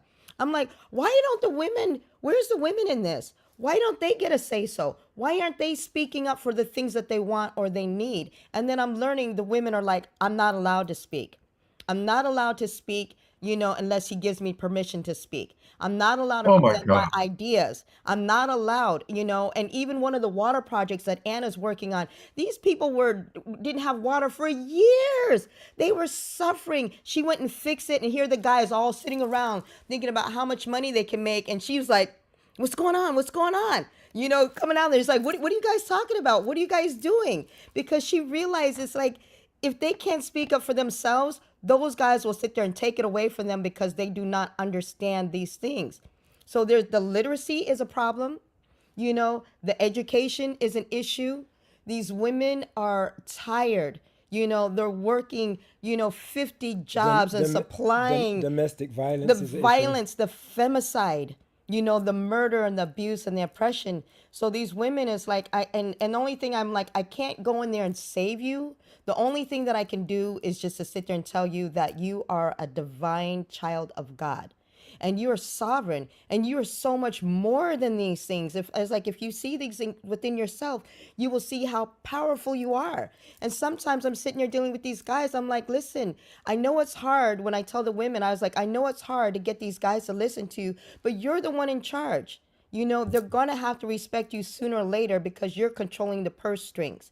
And now that these women are starting to get this confidence, and Anasuya girl, I'm gonna see you in the morning because you see, when you see these girls from the last time you met them, when you met them months ago, when you see them tomorrow, you're gonna see these girls, they're sitting there. Yes, I told him I need money for pads for the girls, you know, and we gave out 500 pads. I was like, how did you do it? She goes, I told him. I was like, what? So you went and you got him to raise money to get those pads for the girls. I was like, good for you. And the other woman, she's like, this women's empowerment is mine. Nobody's going to take this away from me. You know, we're going to do this. I'm like, yes, you go, girl. And just seeing like the joy and the happiness and the determination. And even one woman who was pregnant with a child, just traveling all up and down Uganda, you know, empowering these women, letting them know. She's like, you are divine. We are going to pray for this power and this strength to give us back our dignity and our strength. Watch how these women are going to upturn Africa to the world, Ubuntu to the world. And that's our song, Omashar. We're still going to record that song, Ubuntu to the world. You know, we're doing it. Yeah. Beautiful. I want to read a couple of comments that have come in, and then we're going to take a look at your MLK video, which is my favorite. You probably recognize the background since you mentioned the eighth fire. Yep. I use this backdrop most of the day with all my clients. Nice. Comments from our audience. Carol Craig writes, my experience in the village I was in Kenya was that the women were very much in charge there. And the literacy rate in Kenya is about 83%. It's only 79% in the United States. So Kenya actually has a higher literacy rate than our own country. Um, That's good. Well, this is kind of But this is kind of interesting considering that like when we're there, I don't know where they're getting these figures, but where we're going around, the girls, you know, the lack of the girls are very, very smart. It's the thing is because they have school fees in Africa. All over Africa, other than Burkina Faso, do they have school fees. So the people who are going to school are the boys because they invest in the boys. They don't invest in the girls. And then when the girls don't have the pads or whatever, most of them are missing out like three-fourths of the school time. But you know what happened with that girl Pato Shanita in Uganda? And other places like like a lot of places like going Africa, the girls are the ones selling the food, the vegetables, picking rocks, you know, doing this, doing that. They're not sending the girls to school. no, the girls are not getting an education. They're not getting the education. So they may have high, what you call it, rates, but there's so many girls that are not getting an access to the education And because and nobody will invest and even that in for them. even in Kenya, it depends what part of Kenya you're going. Sure. If you go outside of the city, we when to the villages that we've been to, there's no school for miles and miles and miles. Oh And, boy. and if the girls walk to school, they're at risk of getting raped. Raped. And then if they don't have sanitary towels, when their period starts, they have to stay at home. They don't go. There's a lot of issues that we've seen over there. And that's why we're trying to develop schools in these villages so that they're actually they've got somewhere to get educated. They're walking 2 hours. Yeah. They're walking 2 hours. Same thing in for Zimbabwe. water or for school. Yeah, that's why it's 4 schools that's been built in Zimbabwe because all they like it's for miles and miles and miles and miles No schools. that they're walking. You know, and it's really it's dangerous because you know there's no talk. You know, it's like we can talk to the women, empower the women, and sit there and say, hey, you know, don't rape us and everything. But who's talking to the boys? Don't rape. Don't abuse, don't do these things, you know. So there's so much work, and even I tell people it's like even if you don't have money to contribute, you can contribute some time. You know, you can jump on a Zoom with me and talk to these people and give them some encouragement and some hope. That is free. That is free. If you can jump on a Zoom, it's like, hey, inspire these girls and say, hey, you know something, you are somebody and you're going to be an amazing person and everything else. When they hear that, it just like their heart is so full, you know, because they're like somebody else is thinking about me when I think that nobody is thinking about me at all, Right. you know. So Shoshana wants to know how she can jump on a Zoom with you. Do they contact you through your website? Yeah, you know, or let me put my email inside of here too. Okay. But I would, you know, we even talked about that because I told Joan, this was so funny. So Joan is a crystal woman, you know, after sitting in that eighth fire, right? I got all into, I mean, that was so amazing. I was like, you guys are going to have to teach me about crystals and about, you know, ceremonies and things like that. So I took a whole bunch of crystals. I have a bowl and I started giving out these heart crystals to the women in Africa. And I told them, I said, yo, hold on to these crystals because these are magic crystals and they're very powerful, you know. And they got so excited. And Carol, she said it totally saved their life. They was in some accident, but she said she had the crystals and because she believed in it and she put her intention in it and stuff. I was like, all right, we're going to have to do a crystal class because I don't know that much about crystals. I was like, Joan, can you do a crystal class, you know, for my girls in Africa so that way they can understand how to, you know, work with the crystals and everything. And she said, sure, I would love to. You know, and then any other women that you want has any kind of gifts to offer or something, you know, if you want to offer something, my ladies would love it. They will take that into their empowerment programs because that's one of the things that we're doing that's different with our empowerment program that's different from any other empowerment program. Like some, all they do is reusable pads. Some might do trauma healing. Some might do sexual abuse. Some might do, you know, music or other things. But what we're doing is we're incorporating all of the best things from the different organizations into one. So that way, every time they get together with the women, they're learning something new. You know, they're learning how, like we're doing a thing on tell somebody, teaching the children how to talk if someone's abusing them or troubling, because we found out girls were being sexually abused by their uncles and their fathers and their uncles and other people, and they didn't know how to speak up. So we're going to do something on that, you know. So anything that anybody can offer, We will give to them and they will implement it and they will teach other women. Each one teach one. That doesn't cost anything, you know? So I Well, invite you thank all. you. Thank you. We're gonna take a look at your MLK video, and then Hallelujah Anasuya has a whole program she's put together for us tonight. But Awesome. Yes. Awesome. there's And so you many looking fly, Anasuya. She's looking so good. Look at her. let me bring her up. There she is. She looks awesome. I Anasuya, know. Look at her. you. She's looking Wow, so makeover bright. kitty here. New year, new me. Mm-hmm. You But look thank you. I mean, like I have so much to say that you piggyback. I had to pivot.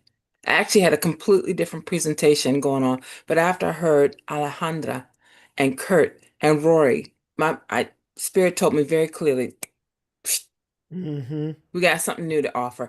And All right. so, where spirit has led me is toward the importance of sacred activism. And so you all are the perfect segue to what I'm going to say. So did you want me to go next, or did you want to? Let me show the MLK video, and then we're going to go to Hallelujah Anasuya. And can I just say much love to everyone here? mm, I just want to say much love to everyone here. Blessings. And there's so many comments that have come in. Just now, Roger Tellefson writes, Antoinette and Pato, you both are an amazing inspiration. What powerhouses. And it's really, really true. You two are just so inspiring. Lorna says, you two are superhuman. Deborah Helen says, you are so inspiring. Connie writes, you both are radiating love. It creates your power for communicating true Ubuntu, eternal gratitude. Susan Blumenquist writes, this is true leadership. Absolutely. Pato and Antoinette for president. Okay, well, we're going to take a look at my favorite of all the videos that Pato's done. He's done a lot. This one's my favorite. All right. And I can't wait to see your presentation too, Anasuya. It's gonna be fun. Okay, here we go. Here is Pato and Antoinette's beautiful video honoring our true spiritual leader, Martin Luther King.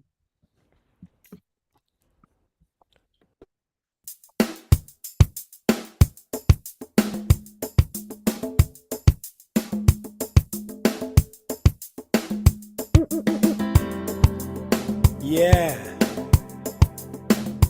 This one is dedicated to the King,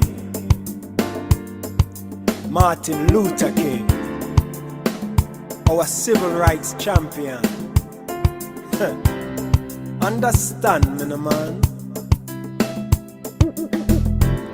And this one is dedicated to all the people all over the world, to every man and woman, every boy and girl, to everyone who believes that equal rights and justice should apply to all, regardless of our color, class, or creed. This one's for Martin Luther King, our frontline soldier, Martin Luther King, our peaceful warrior, Martin Luther King,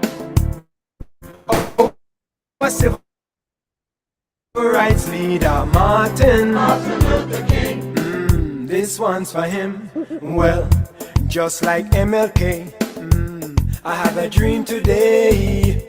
And like Bob Marley, I got so much things to say. Hey, wanna talk about empathy, equity and equality. Wanna talk about ending war and how to end poverty, how to end racial hate and police brutality. Cause where there's no justice, oh Jah, there can be no peace. Seems like humanity is in a state of emergency. We need more ethical leaders with a sense of integrity, like Martin Luther King, our frontline soldier, Martin Luther King, our peaceful warrior, Martin Luther King, our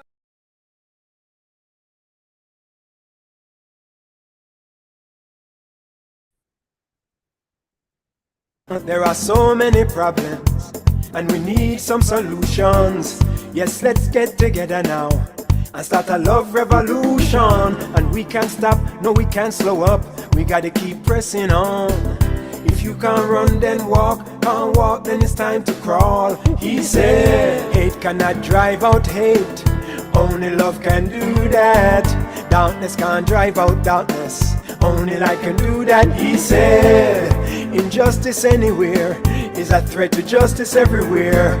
I've decided to stick with love. Hate is too much to bear. He said, you can kill the dreamer, but you can't kill the dream. You see, unconditional love will rule in eternity. He said, the time is always ripe to do what is right. Lord, I hear the voice of Jesus say, don't give up the fight. He said, where do we go from here? Chaos or community, my people. Instead of fighting each other, show some unity. He said, we fight injustice with civil disobedience. So speak up, don't be silent, and always remain non-violent. Yeah, let's work it out, don't fight it out. Come on everybody, let me hear you sing it. Let's work it out, don't fight it out. This one is for the king. Let's work it out, don't fight it out. Come on everybody, one more time. Let's work it out, don't fight it out. Yeah. This one's for Martin. Our frontline soldier, Martin. Our peaceful warrior, Martin. Our civil rights leader, Martin. This one's for him, this one's for Martin. Our frontline soldier, Martin. Our peaceful warrior, Martin. Our civil rights leader, Martin. This one's for him. I have a dream that one day this nation will rise up, live out the true meaning of its creed. We choose to be self-evident that all men are created equal.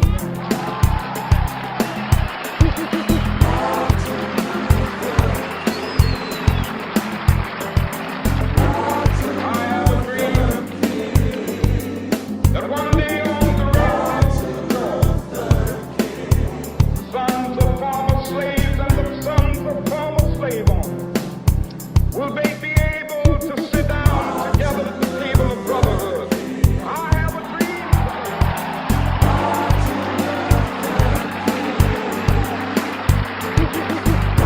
We will be able to speed up that day when all of us children, black men and white men, Jews and Gentiles, Protestants and Catholics, will be able to join hands and sing in the words of the old Negro spiritual.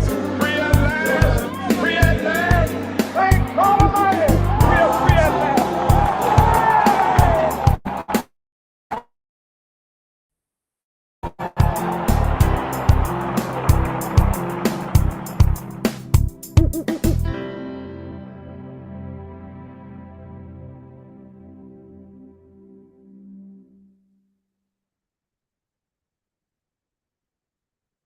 I have a dream that every child, every teenager should see that video.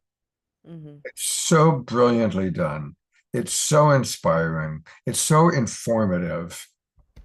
It's just brilliant. Absolutely brilliant. Thank you, Scott. Thank you. Fatu Thank you did so such a much. good job putting that together. Oh my God, it's Amazing. just exceptional. I'm going to drop it in the Uh, chat for the people who asked, who wanted to share it and stuff, and for the schools and stuff. And there is a second version to that video with the children in at the World Beat Center singing along and dancing with us on stage. There's a live version. Yeah, So as you heard, we've lost our grant. They cut the funding for MLK, Juneteenth, anything black going on, whatever and stuff. But it's okay. It's okay. We will gonna still be here. Keep going on. We're going to keep on keeping But on. thank you, Scott. Thank you, brother. We love Bless you. Thank you so much. Thank you. And take a look at all that's going on in the chat box. The chat I box is did. going nuts. Including my friend East. Conscious life and the divine feminine thing at the end of the month, right, Scott? With I you? will see you at Conscious Life. Mm-hmm. Yep. And we'll definitely, we'll let's spend the weekend together at Conscious Life. Let's do that for sure. Take care. Love you so much. Bye. Well, I think you're about the only person who could follow Pato and Antoinette and pull it off on the Suya. God is good. So God is good. And you do counting look on pretty mother to come on awesome. through. Huh? And you do look really awesome. I got to tell you. Thank you. Thank you. One, thank you, Scott, for creating space for us to bring forth the presence and spirit of Dr. King. Dr. Martin Luther King Jr., because his father was a senior and also a doctor. So we have to distinguish that. It is a blessing that you give us space and that you are very conscious of, as you say, the people of color in your community. But I would rather you call us what we are: the Black people in your community, the Latinos in your community, the Asians in your community. Because I'm not a color per se. I'm not a person of color. I am a proud sixth generation Black American, which means I'm here longer than most white Americans are in this country. Yeah, And it absolutely. means something very different. I'm not a person of color. I am somebody who has deep roots in this country. And so that has to be acknowledged. Thank you. So I will make that adjustment in my languaging. wonderful. And I'd say that to everyone, because there's somehow that has become politically correct. And I can't think of anything more incorrect. It's like saying white people saying, I don't see color. And it's like, how is that possible? So just so that we're clear on that. And I say that because what Pato and Antoinette have brought us to is the recognition of a long journey. But it did not start with slavery. So much of our history as African Americans, so much of our history is presented. Our lives started in the 1600s with the beginning of chattel transatlantic slave trade. But it didn't. The Europeans did not go to Europe to get slaves. The Europeans went to Europe to get scientists, to get botanists, to get metal workers, to get rice growers. They went to specific countries to get specific tribes to get specific skill set. And they were very well of what skill set they were getting. They were not choosing random people. They were choosing the most talented, the strongest, the most intelligent, and depleting Africa of their genius and taking it with us, but not allowing us to stand in our genius for our own empowerment. They were using our genius for the growth and empowerment of this new countries, because African beings that were captured, that were being the first human traffickers. We were once trafficked to Argentina, to Colombia, to all of the Central Latin America, Central America, the Caribbean, and then America. Those ships took genius and enslaved it. They did not take slaves. So we really have to be cognizant of what's important to recapture and reclaim. There's an expression in Ghana that has two symbols for it called Sankofa. And Sankofa means in order to go forward, you must know where you come from. And so that's one representation that looks like a heart, but it's not. The other representation is a bird walking forward with his head going back. And it says, to go forward, you must go back and fetch it. You must go back and fetch the truth. Because if you keep walking blindly in the truth that has been given to us by those who have written history, then we will always stay blind. And so I was really appreciative of the message that Alejandra and Rory brought about the balancing of the divine masculine and divine feminine, because that is so what is most needed now. Let us take a collective breath together and breathe in the truth of divinity, of our own innate divinity. Let's breathe that in and let it fill our lungs and our whole bodies. Let us radiate with the truth of our own innate divinity. And let's exhale all the places where we think we're not good enough, not smart enough, not holy enough, not sacred enough, all those things. Blow out those lies. Because we have to be the mirrors for one another's truth. We have got to be the mirrors for each other's truth. My spiritual teacher, well, one of them, I've had so many, I've been blessed.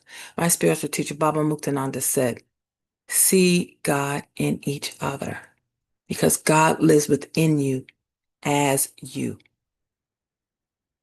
Let that sink in. See God in each other. God lives within you as you. How many of us woke up today realizing that we are God embodied?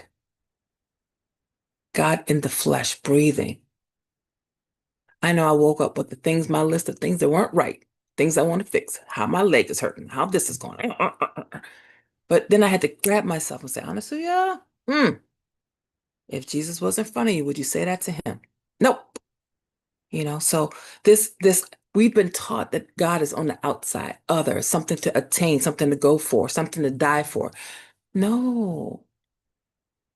We are the ocean and we are the drop in the ocean, and we're the ocean and the drop. That's the yin and yang, we are it. And I say this because the greatest gift that Dr. King gave me is understanding how much I am Jesus as well as the Holy Spirit. And when I say the Holy Spirit, I am talking about Mother God, because that's the Trinity that makes sense to me. That's the Mother, Father, Child that makes sense to me, is that. And when I went back into the original language, Aramaic, that Jesus spoke, Holy Spirit is feminine. Holy Spirit is feminine. It is motherly. It is the Holy Comforter. It is divine in its sanctuary. So when he goes to his mother and he calls his mother in to take his place, he says, oh, I'm leaving, but I send my mother. I send the Holy Spirit to walk with you. He's sending his mother, who has been with him his whole life, who's been with us our whole lives, and who will never leave us, because what mother leaves their child? But the Greeks came and said, let's neuter the Holy Spirit. It's neuter. It's not male or female. It's not masculine or feminine. It's neuter. And then the Romans came and said, no, the Holy Spirit is masculine. So then you have a Trinity that is Father, Son, Dove. What child came from a dove? Really? So the divine feminine and divine masculine have always gone together. But me, as a Black Baptist, grown up Black Baptist, it was Jesus and mother. That's the divine feminine. It wasn't a couple. But when I moved on to Siddha Yoga and learning with the Hindus over there, I saw that, oh, God can be mother and father. God could be sister and brother. God could be husband and wife. Oh my goodness, the variety of how God expresses themselves. And I said, okay, this is a God I can hang on to. Because these are models, these are examples of who we already are. We just have not been given permission to remember.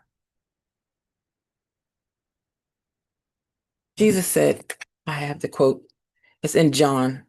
Let me get the quote. Honestly, it was right here. It's still here. The quote, no, that's not it. Yes.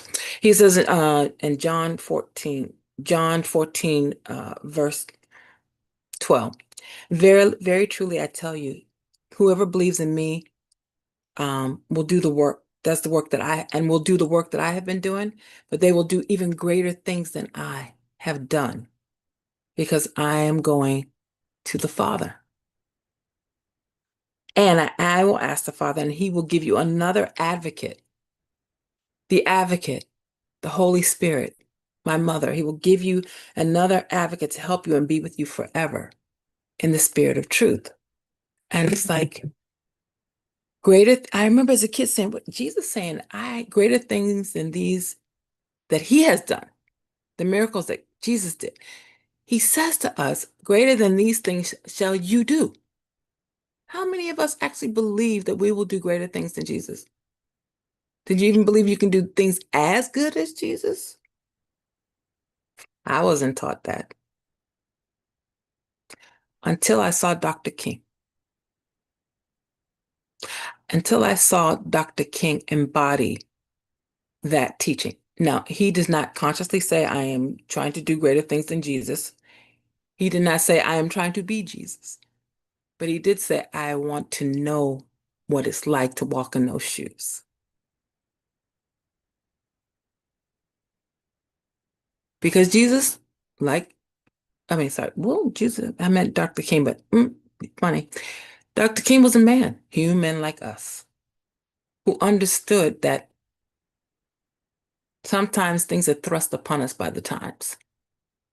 When he finished grad school, when he finished his doctor's degree, when he went and got his first church with his new wife and new baby, he had no intentions of being a radical. He was as Southern as they came, and he was as uh, patriarchal as they come. And he just wanted a quiet life with his church and his congregation and his little family, and that's it. But he was called by something greater, and he didn't say no. He didn't look away. When the people were saying how badly they were being treated by the buses that they took to get to work, and they called on that strike, he didn't want to get involved. So I don't want y'all thinking he was holy from the beginning. He was not. He was not interested. He's like, church on Sunday, Bible study on Wednesday, go see the sick and shut in on Tuesday. He wanted a regular old preacher life. But he couldn't deny the injustice. He couldn't deny what was happening in front of him to his very congregation. He couldn't deny that these things were also happening to him. But they had been taught from hundreds of years to ignore the abuse, the mistreatment, the violence against them. They had been taught to ignore it or live with it. But one day he just realized because the people were pushing him that he couldn't keep ignoring it. And that is sacred activism. Sacred activism, meaning you have an opportunity in front of you to do something that you don't want to do. You're not interested in. You don't want to go out there and get your head beat in. You don't want to go out there and have the cops do what they did to that beautiful sister, that poet. Renee, who wants to take that chance? I can protest from my house. I don't want to go and risk my life. Well, that's great. You don't have to. There are many ways to protest. There's many ways to stand up for what's right. But somehow we have to remember that sacred activism is calling us. You wouldn't be here tonight if somewhere you didn't know sacred activism was calling you. The word sacred means the word sacrifice means to make sacred. Isn't that interesting? Sacrifice means to make sacred. So, for example, if I'm sacrificing during Lent, I'm not going to have any coffee. I'm sacrificing the pleasure of having something help me wake up. That's a sacrifice for me. But I'm also making it ritual. I in turn making the ritual of having coffee in the morning and seeing God in it and experiencing the blessings in it as a sacred act. That's my choice. So when we make sacrifice and say we intentionally buy fair trade coffee so that the workers are getting paid $5 an hour instead of 5 cents an hour, I'm willing to pay $30 for this bag of coffee. That's a sacrifice. We don't have to do that, but are we looking for opportunities to make things sacred, to make them holy, to stand in their holiness? Because everything is holy if we're willing to see them. And Dr. King was willing to see that it was holy to ask for more, to be treated as human and not as 3/5 human, like they were still being treated in 1950, like they still were being treated in 1960, like we're still being treated now if we tell the truth. What sacred activism is calling you? I think that's You don't need my PowerPoint. You don't need all the beautiful quotes and pictures I had of Dr. King. Patu and Antoinette did it. But we do need to be woken up to what is the sacred activism calling you in this moment. And everybody's is going to be different. But what is the action that has your name on it that you're willing to sacrifice for? Whether it's sacrifice your time, sacrifice some money, sacrifice some of your property belongings, sacrifice your resources. What are you willing to sacrifice for the greater good, for the higher good? Because what we were blessed to see with Patu and Atuna are two people who are making a sacrifice of going to these countries out of their own pockets. They're not going with a lot of funding. They're not sponsored by the Kellogg Foundation. These are people who are saying it's important to me that these children get educated. It's important to me that these women have a voice. It's important to me that these things happen. So I'm willing to sacrifice my time, my energy, my health, my attention to get on. You say they're superhuman. Oh, they're so great. They're so wonderful. No, they're not. They're not superhuman. They're just like you and me. Just like Dr. King, he wasn't superhuman. All this shit about him being a saint, he wasn't a saint. He was not a saint. And I mean not with an N-O-T capital, not a saint. However, did he do saintly things? Yes. Did he do godlike things? Yes. Did he stand in his godlike truth? Absolutely. While being human, while making mistakes, while being freaking uh, um, what's the word? Uh, while being what's the word? Chauvinist. There you go. Sorry. He was a chauvinist. His wife had to teach him that women were equal. Coretta Scott was like, yo, you don't understand. Women's voices are important. He was trying to say, no, no, you stay back. You know, the women have their place in the movement. Well, for every 10 men in the movement, there were hundreds of women. In the same way that there were 12 disciples with Jesus and hundreds of women behind them. That's the same with every movement. But Coretta's like, none of y'all will be doing anything you're doing, including you, Martin, if all these women were behind you. So, yeah, he was very human, but he was willing to be coachable. Took a while, but he was willing to be coachable. And are you willing to be coachable? Are you willing to do what it takes to make this world a better place? We all want something better.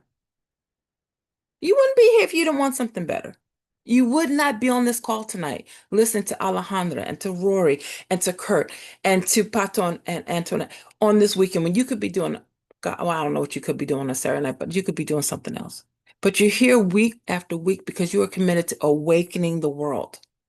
To what? Awakening us to our divinity, awakening us to the truth of who we are, awakening us to it. But you cannot keep staying in this little silo talking to each other, people. I keep saying this group needs to be 3 times its size, 5 times its size. Which means you have to intentionally, with your sacred activism, bring more people here.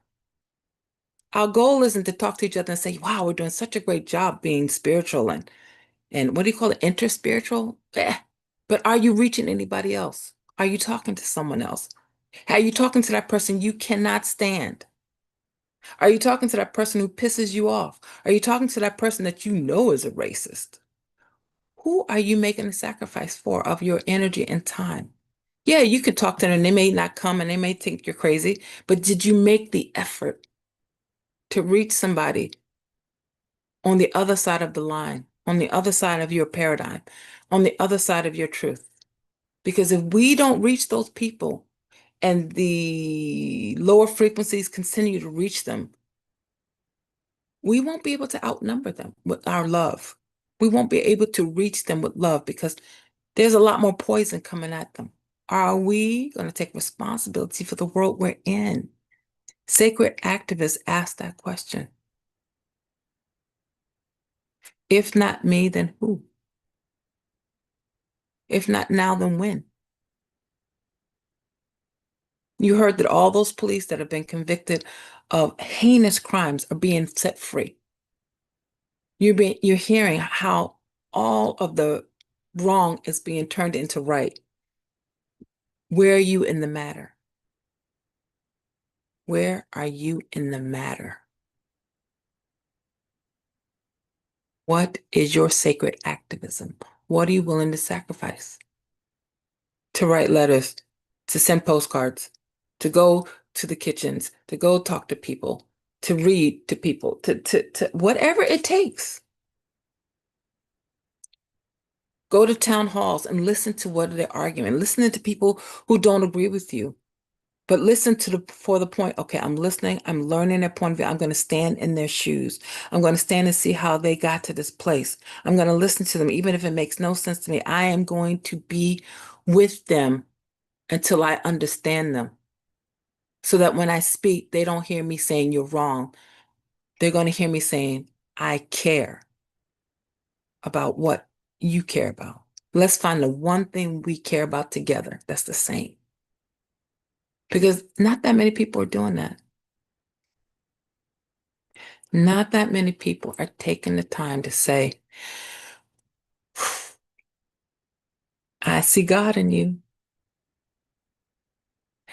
It's a form and shape and sound I am not used to. But that doesn't change it's still God. Because if God is everything, sentient and insentient, if God is the trees and the mountains and the skies and the blue, if God is the rats and the flies and if God is the mountain, if God is all those things, then God is also the person who is saying the most heinous things back to you. God cannot be in some people and be in others. God cannot, there's no mother God, the Holy Spirit in some people, but not in others. That's not how it works. It's in all or it's in none of us. And I choose to see God in all. And it is work. Okay? It is work. I When I want to see come in one for a people. moment, Anastasia, because what you're saying is, I made that dedication about a little over 23 years ago to try and see the divinity in all. And it's not easy. Mm-mm. Still struggle to see the divinity in our current uh, dictator in chief. Um, uh, and before that, I had trouble seeing the divinity in other certain political figures. Mm-hmm. But that is the practice. And That is. seeing the divinity doesn't mean we condone hurtful behavior and hurtful choices. Absolutely. And this is one of the things I teach in my coaching. Our problem is never with the being. Our problem is with choices or behaviors that person has made. Absolutely. But if we can always see the divinity of the being while setting boundaries or by acknowledging the consequences of choices made, that's the balance. And Mm-hmm. just wanted to come in with that because it's such an important, what you're saying is so crucial. Mm-hmm. And I also really would love to invite our audience, pop in the chat box. What are some of the ways that you practice sacred activism? I'd love to hear it. And if 'Cause- any of you want to increase your sacred activism or take an extra step in honor of Martin Luther King this weekend, pop in the chat box what's something you're going to do to just kind of stretch a little bit. As Anasuya said, sacrifice a little bit. Mhm. And Anasuya, we are way over time. I know. I was wrapping up, but I was getting excited as well. But I'll wrap up by saying you all amazing. You wouldn't be here if you weren't amazing. And you wouldn't be here if you didn't um if you weren't being the change you wish to see in this world. Each one of you has played such a great part in making this world better. Each one of you has played such a great part in it. I'm just asking you to multiply yourself by 2, by 3, by 4. And maybe one of the 4 people you multiply is one of those people you thought you'd never talk to, or you would never see eye to eye with. Find one thing you have in common with, even that person that can be perceived as an enemy. Find it, because we can create a tipping point that is coming. It's going to happen. It's just how many will die before we get there. How many will be killed before we get there. Where we create a tipping point where love is definitely has taken over, and we have restored justice, we have restored peace, we have restored higher consciousness. It's coming, but it will come at the speed that we're willing to sacrifice comfort, because it's an uncomfortable thing to be with the other. It's an uncomfortable thing, and inconvenient, and uncomfortable, and unwilling to be willing to be with these other people. But it's what's going to save us. And I trust you, and I'm counting on you. Thank you. Thank you. Thank you very much. Anasuya, you are such a gem. How's your health? How's your health? Improving. Thank you so much. This is it. And I just say to my body, look, you can do what you need to do to get healthy, but there's stuff we got to do. So, like, find the fast track. There's places we got to go. There's things we got to do. Come on. We can do it. We can do it. Thanks for asking. Absolutely. We love you very much. And thank you for you're so inspiring and the perfect follow-up to Pato and Antoinette. And I love you very much. I love you too, Scott. You're the bestest, and your community is the bestest. One of my bestest. One of the highlights of my recent life was when you came to my birthday party. That really meant a lot.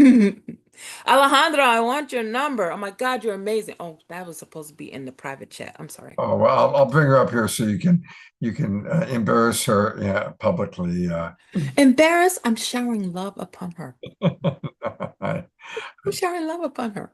So I love when presenters, I'll bring Antoinette up too. I love when presenters get to know each other. World. I'm my totem animal is the bee, and I love to cross-pollinate and bring people together. So it's very exciting to meet you meet Anasuya and Burnett. It's a triple A. It's the triple A program. Anasuya, Antoinette, and Alejandra. The triple A divine feminine and action women. Yes. God, all three of you. Goddess bless all three of you. Thank you. And wait, and then we had the three sacred masculine, divine masculines, Kurt, Pato, and Rory. So come on, let's not leave out the men. Let us not leave out the men. Kurt's still with this. There's Kurt. And Anasuya, that was fire. Like more fire. Shots fired. More fire. It's like I felt every bit of that, and that was so powerful. I'm so glad that you followed the spirit with that, because that was really truly needed to be said and addressed. And I think you just gotta say that everywhere. Just bring it around everywhere, because Martin Luther King did say that anybody can serve. Anybody can So lead. Anybody true. can serve. And then, and for us, as students of the Urantia, because I've been trying the same thing. The whole thing that I'm doing over at the Conscious Life is introducing the Mother Spirit. Yes. Because it's like, why are people missing out on this whole concept? Because this is so huge. It's the Father, the Son, the Infinite Spirit, the Mother, and she has a daughter, which is the same attributes. The Infinite Local Mother Spirit and Christ. The whole There you go. universe is like, why do people always think this universe is just all masculine? There ain't nothing in this universe or this world. Birds and the bees, flowers and the trees, men and women. I was waiting for Alejandro just to spill out more and more and more, just all about this divine feminine. Like, I know there was no time, but I'm looking forward to that talk, girl. Let me take notes. It's coming. You need to come down to Conscious Live, girl. I'm telling you. Okay, we'll talk. Please. Thank you both so much. And we actually have something really special. We're going to bring, Karen S. has been with us from the very, very, very beginning. And she wrote a song, which we played once before, and it's so beautiful, and it's really, really perfect. So, Karen S., I'm bringing you up on camera. And please share with us a little bit about your song that you wrote that we're about to play. Well, a few months ago, I live in a senior facility in Atlanta, right down the street from Ebenezer Church and the King Center. And a few months ago, one of our weekly activities, we were asked to write some songs. And then we did that, and then one of my neighbors said, well, maybe we need to do a Christmas CD. So we did that, and we have the CD, which I have right here. And there are 14 songs on there. And I collaborated on a couple of the other songs, but I decided to write one song by myself, and that's the one that you're about to play. And so yes, that's how that came about. It's a beautiful song, and everybody listen to the lyrics. And it's called My Wish. So And I did want to make say one thing before you start. Sure. I did sing at Ebenezer this past Saturday for they do a concert. Well, this is the second year they've done a concert with the Atlanta Symphony Orchestra and Chorus. So I performed with them, and then I'll be singing with them on Monday on the holiday for the commemorative program. And it's going to be at 10 o'clock Eastern time on Monday, and I'm sure it'll be live. Beautiful. Karen S., thank you so much. And here we go. And this is just an audio. We don't have a video to go with it, but read the words. Not yet.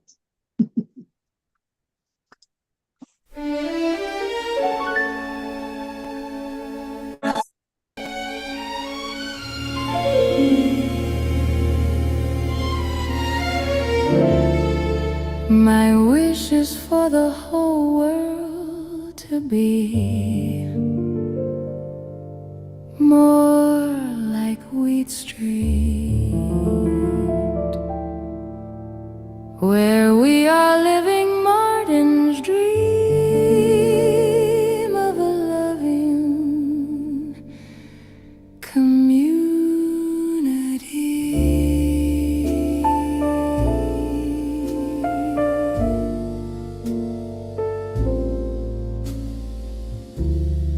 Where all types of people get along,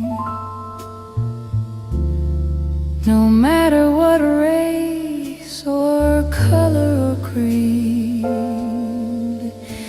We have Christians, Muslims, and Hebrews true, blacks and whites and indigenous too.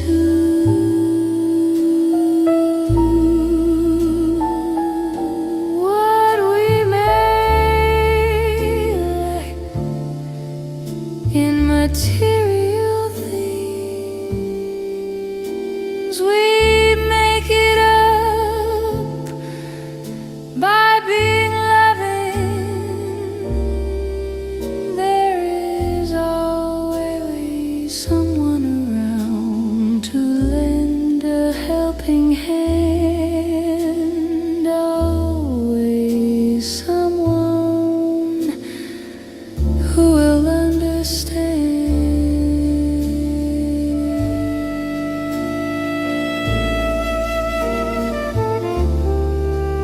A friendly smile instead of a frown.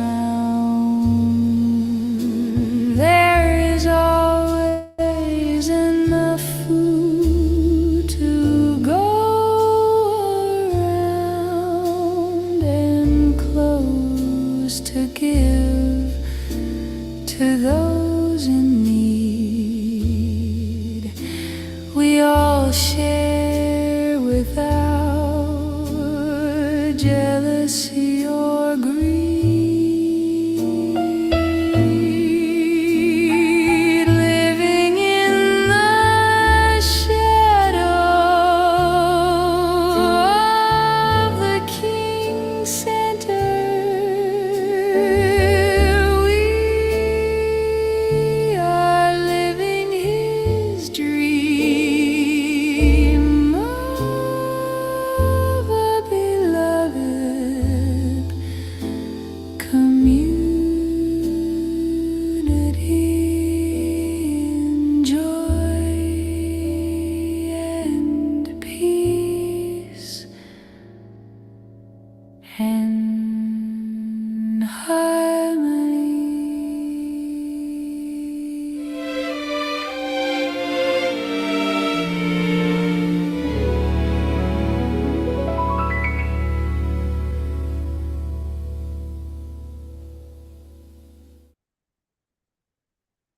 That is just so beautiful.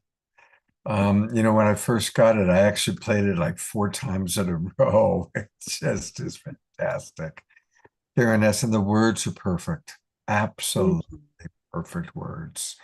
And I'm glad that Anasuya and Antoinette and Alejandro all got a chance to see that. Our AAA goddess power tonight. Thank you so much, Karen S. Time to write another one. Yeah, I'm working on something. Oh, good, good. Well, we'll play it. You know that. Okay. All right. I think I'm going to go into our prayer time with Tiara and Desiree, and then I've got some Global Peace Tribe announcements, and we'll conclude with a No More Shore song. But it's prayer time, which means it's Tiara and Desiree time. If I could find Desiree, there she is.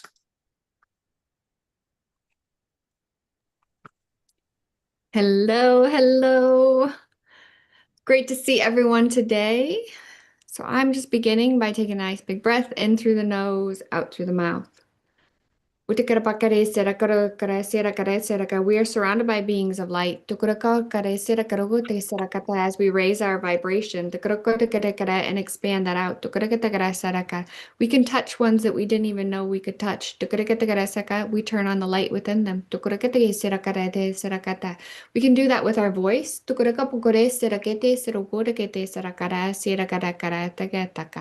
Our voice is heard all around. We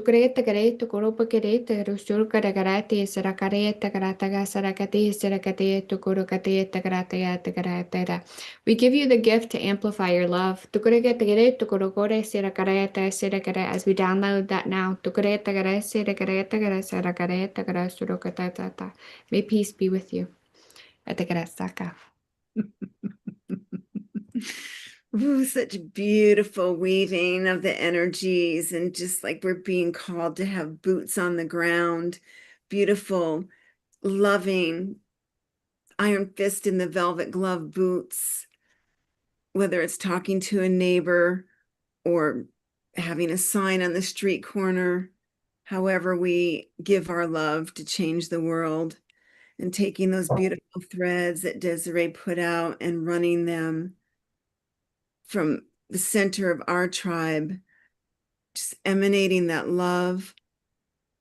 And at the same time, allowing our hearts to have more compassion, more empathy for listening to those that feel so differently than we do, and allowing the cognitive dissonance that can occur to dissipate.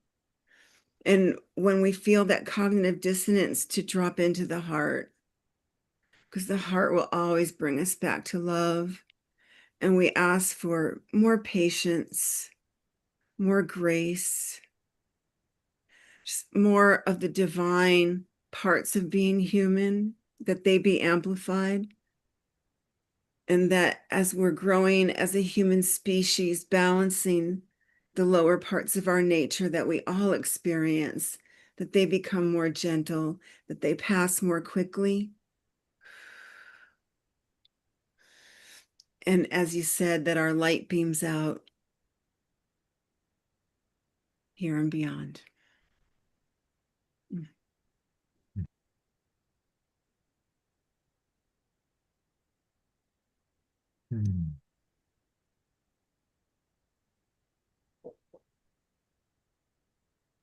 Let's just have a minute of silence for if there's anyone that you want to bring into our prayer circle, or of course, prayer for our country, prayer for the people that don't feel safe. Whatever it is you want to pray for, let's bring that into our circle right now.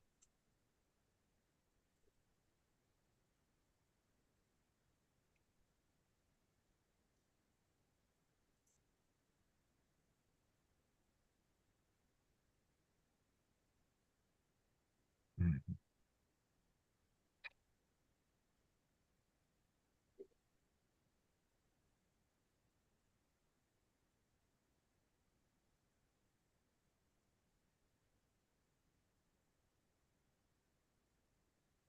Thank you very much, ladies. Thank you so much. I have put the link to Karen's song into the chat box, and I encourage everybody to copy it. And thank you again, Desiree and Diara. I've got a few announcements. We're talking about MLK, and every year our friends at oneworld.earth, John and Summer Rainbow, who run the Compassion Games, they every year do a program on Martin Luther King's birthday called MLK Day of Service. His birthday is being celebrated. The actual birthday was a couple of days ago, but it's celebrated with a holiday, a national holiday on Monday, the 19th.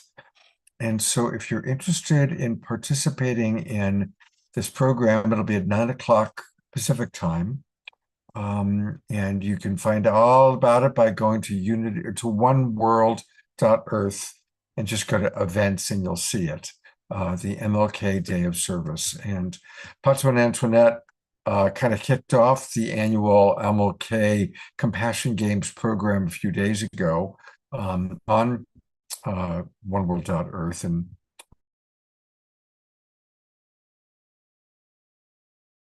that's when I realized I wanted to show both videos. I knew I was going to show the MLK video. That's when I realized I also wanted to show the Black Lives Matter video.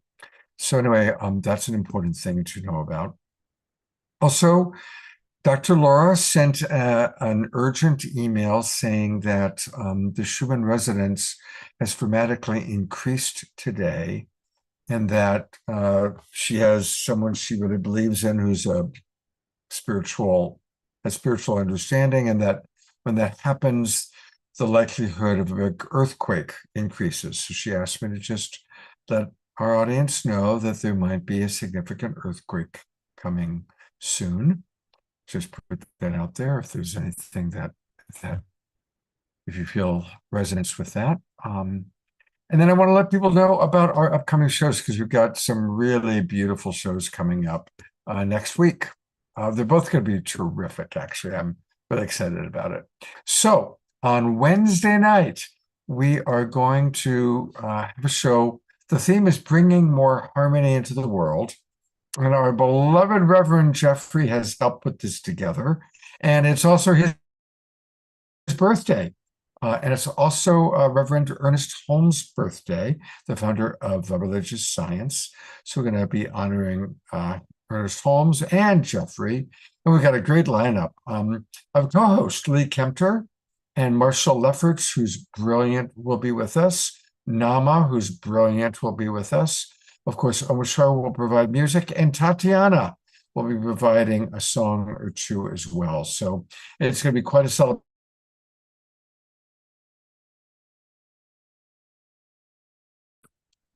And finally, a week from tonight, on Saturday the 24th, usually I do Authors That We Love on Wednesday nights, but we've got so many amazing people, I expanded it to Saturday night. And look at that lineup. We're going to have Elizabeth April, Samantha Sweetwater, Isabelita Papa, my dear friend, Katrina Debergisti, and TJ Woodward, all of whom have brand new books or publications to share. So it's going to be a really powerful show a week from tonight. So make sure that you join us live, if at all possible. And I liked Anasuya's suggestion. Let's get more people watching The Awakening World.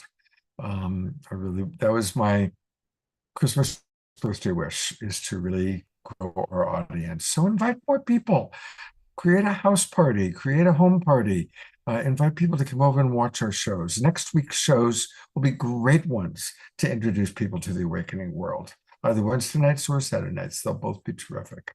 So please do join us.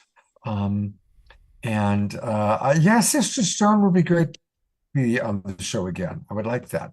I just saw Ayada's comment about that. I want to thank Kurt one more time. I'm going to bring Kurt up. I want to thank Antoinette. I want to thank Anasuya. I want to thank Rory and Alejandra. Is Alejandra? She is still here. Here she is. There she is. With your new friend, Anasuya. Yeah, I'm pretty lucky, actually. And here, I'll bring up Kurt one more time. And Rory, wherever you are, we appreciate you. Karen, Antoinette. where's Antoinette? She was here a moment ago. There she is. And also want to thank Desiree and Diara. Thank you all so much for all your contributions tonight. And we are going to turn it over to the Omega Man. He is the man who begins and ends our shows, our beloved Omushar.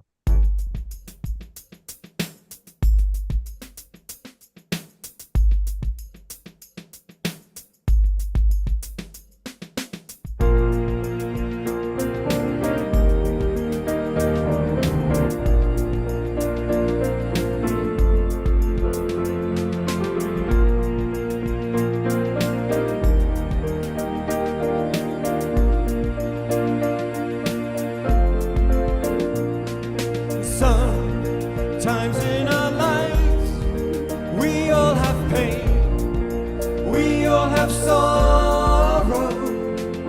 But if we are wise, we know that there's always tomorrow. Lean on me when you're not strong, and I'll be your friend. I'll help you carry on. Till I'm gonna need somebody to lean on. So please swallow your pride. If I have things you need to borrow, for no one can fill those of your needs that you don't let show. Lean on me when you're not strong, and I'll be your friend. I'll help you carry on, for it won't be long till I'm gonna need somebody to lean on. So just call on me, brother, when you need a hand. We all need somebody to lean on. I just might have a problem that you'd understand. We all need somebody to lean on. Lean on me when you're not strong, and I'll be your friend.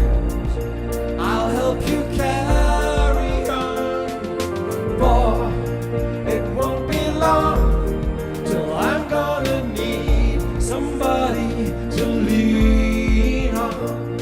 So if there is a load you have to bear that you can't carry, I'm right up the road and I'll share your load if you just call me. So call me, call me, call. Lean on me when you're not strong, and I'll be your friend. I'll help you carry on, for it won't be long till I'm gonna need somebody to lean on.